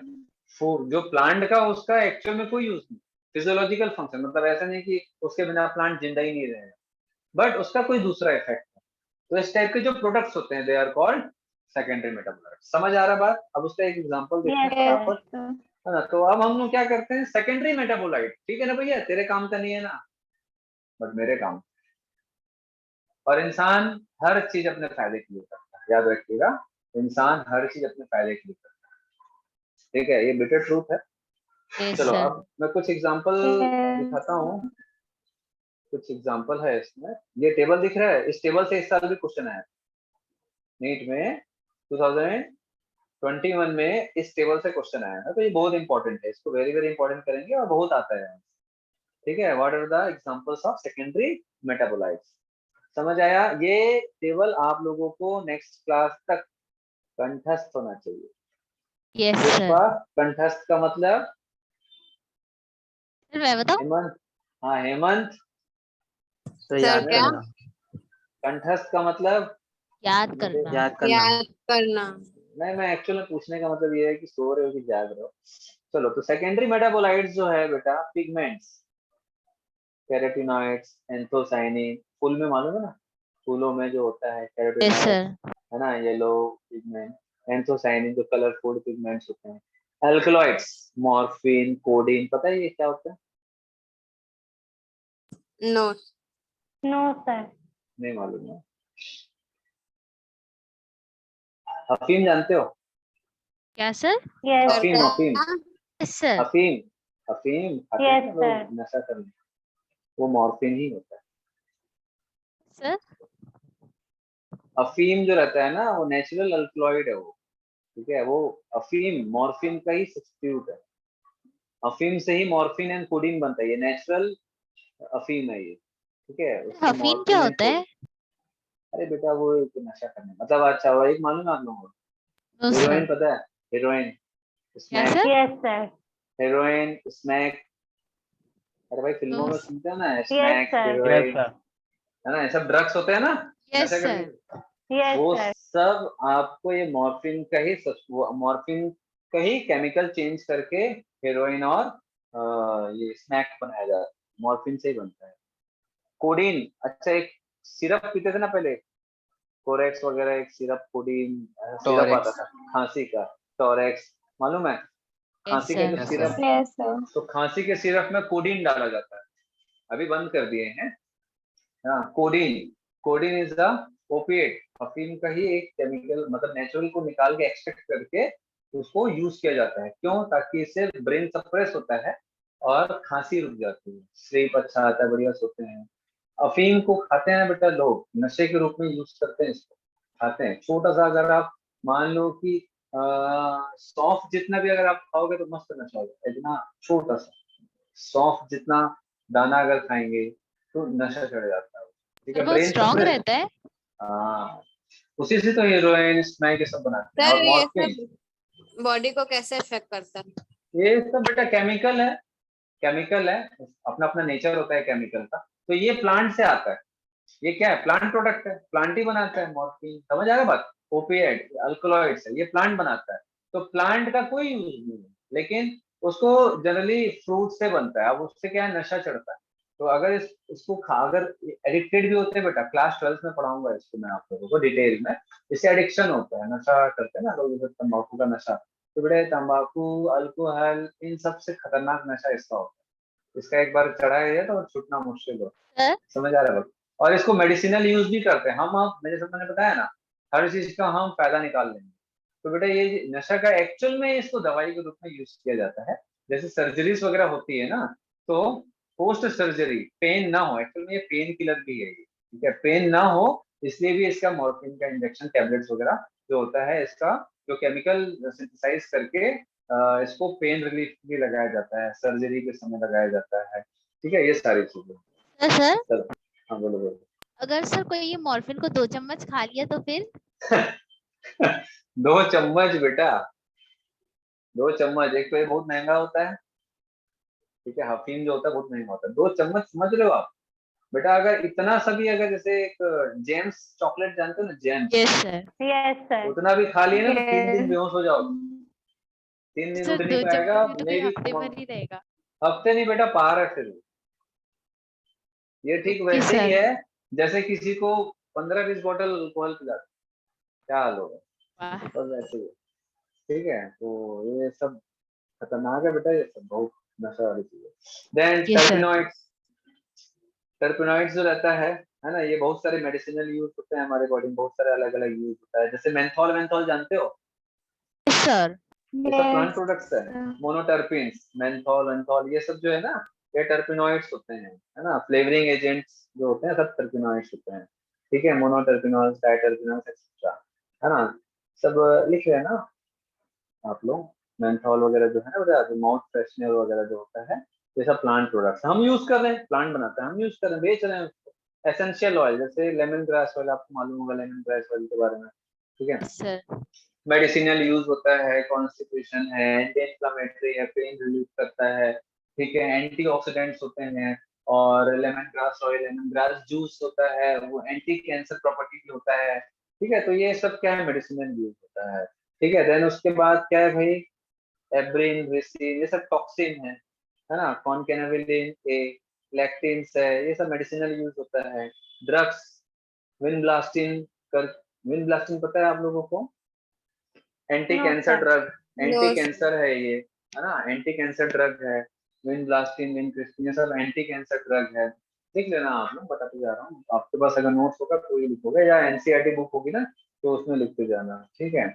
और जैसे है ना, तो करक्यूमिन क्या होता है पता है आप लोगों को? No sir. No sir.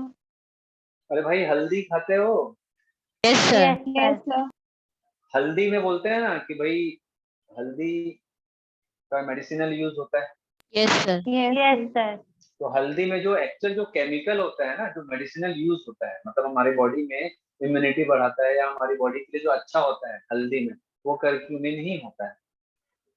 Curcumin chemical होता है, एंटी इंफ्लेमेटरी होता है, ठीक है। जैसे दर्द बोलते हैं ना, शरीर में दर्द है, हल्दी वाला दूध पी ले, तो दूध कोई दर्द को नहीं हटाता।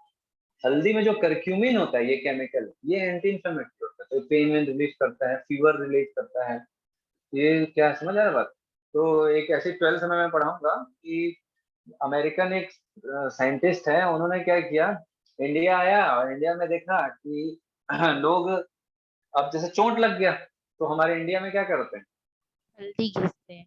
हल्दी लगा देते हैं। घिसते नहीं है बेटा, हल्दी लगा देते हैं, ठीक है। जी सर। अब थोड़े से, अब जैसे पढ़े लिखे हैं, थोड़ा ठीक ठाक फैमिली है, तो वो हल्दी वल्दी इतना नहीं लगाते, ठीक है। वो तो भैया बीटाडीन, मतलब इफ्लीडीन, दारी है, इफ्लीडीन। बीटाडीन लगाएंगे, पहले स्पिरिट से साफ करेंगे, ठीक है, डिटॉल डिटॉल साफ करेंगे, उसके बाद फिर बीटाडीन लगाएंगे, कॉटन लगाएंगे, पट्टी बांधेंगे, दूसरे दिन भी वही चीज रिपीट करेंगे, बैंडेज वैंडेज करते रहते हैं, ठीक है। आज भी जैसे मेरे को लगता है ना, तो मेरी मम्मी जो है चुपचाप हल्दी तो ये एक नॉर्मल प्रोसेस है इंडियन के लोगों में, पुराने लोगों में। अभी नए लोगों में थोड़ा सा ये जो है ये कम हो गया। तो ये क्या है, एंटी माइक्रोबियल प्रॉपर्टी भी है, एंटी बैक्टीरियल प्रॉपर्टी भी होता है इसमें। तो फॉरेन साइंटिस्ट ने आके देखा कि बोले भैया ये तू क्यों लगा रहे हैं यहाँ?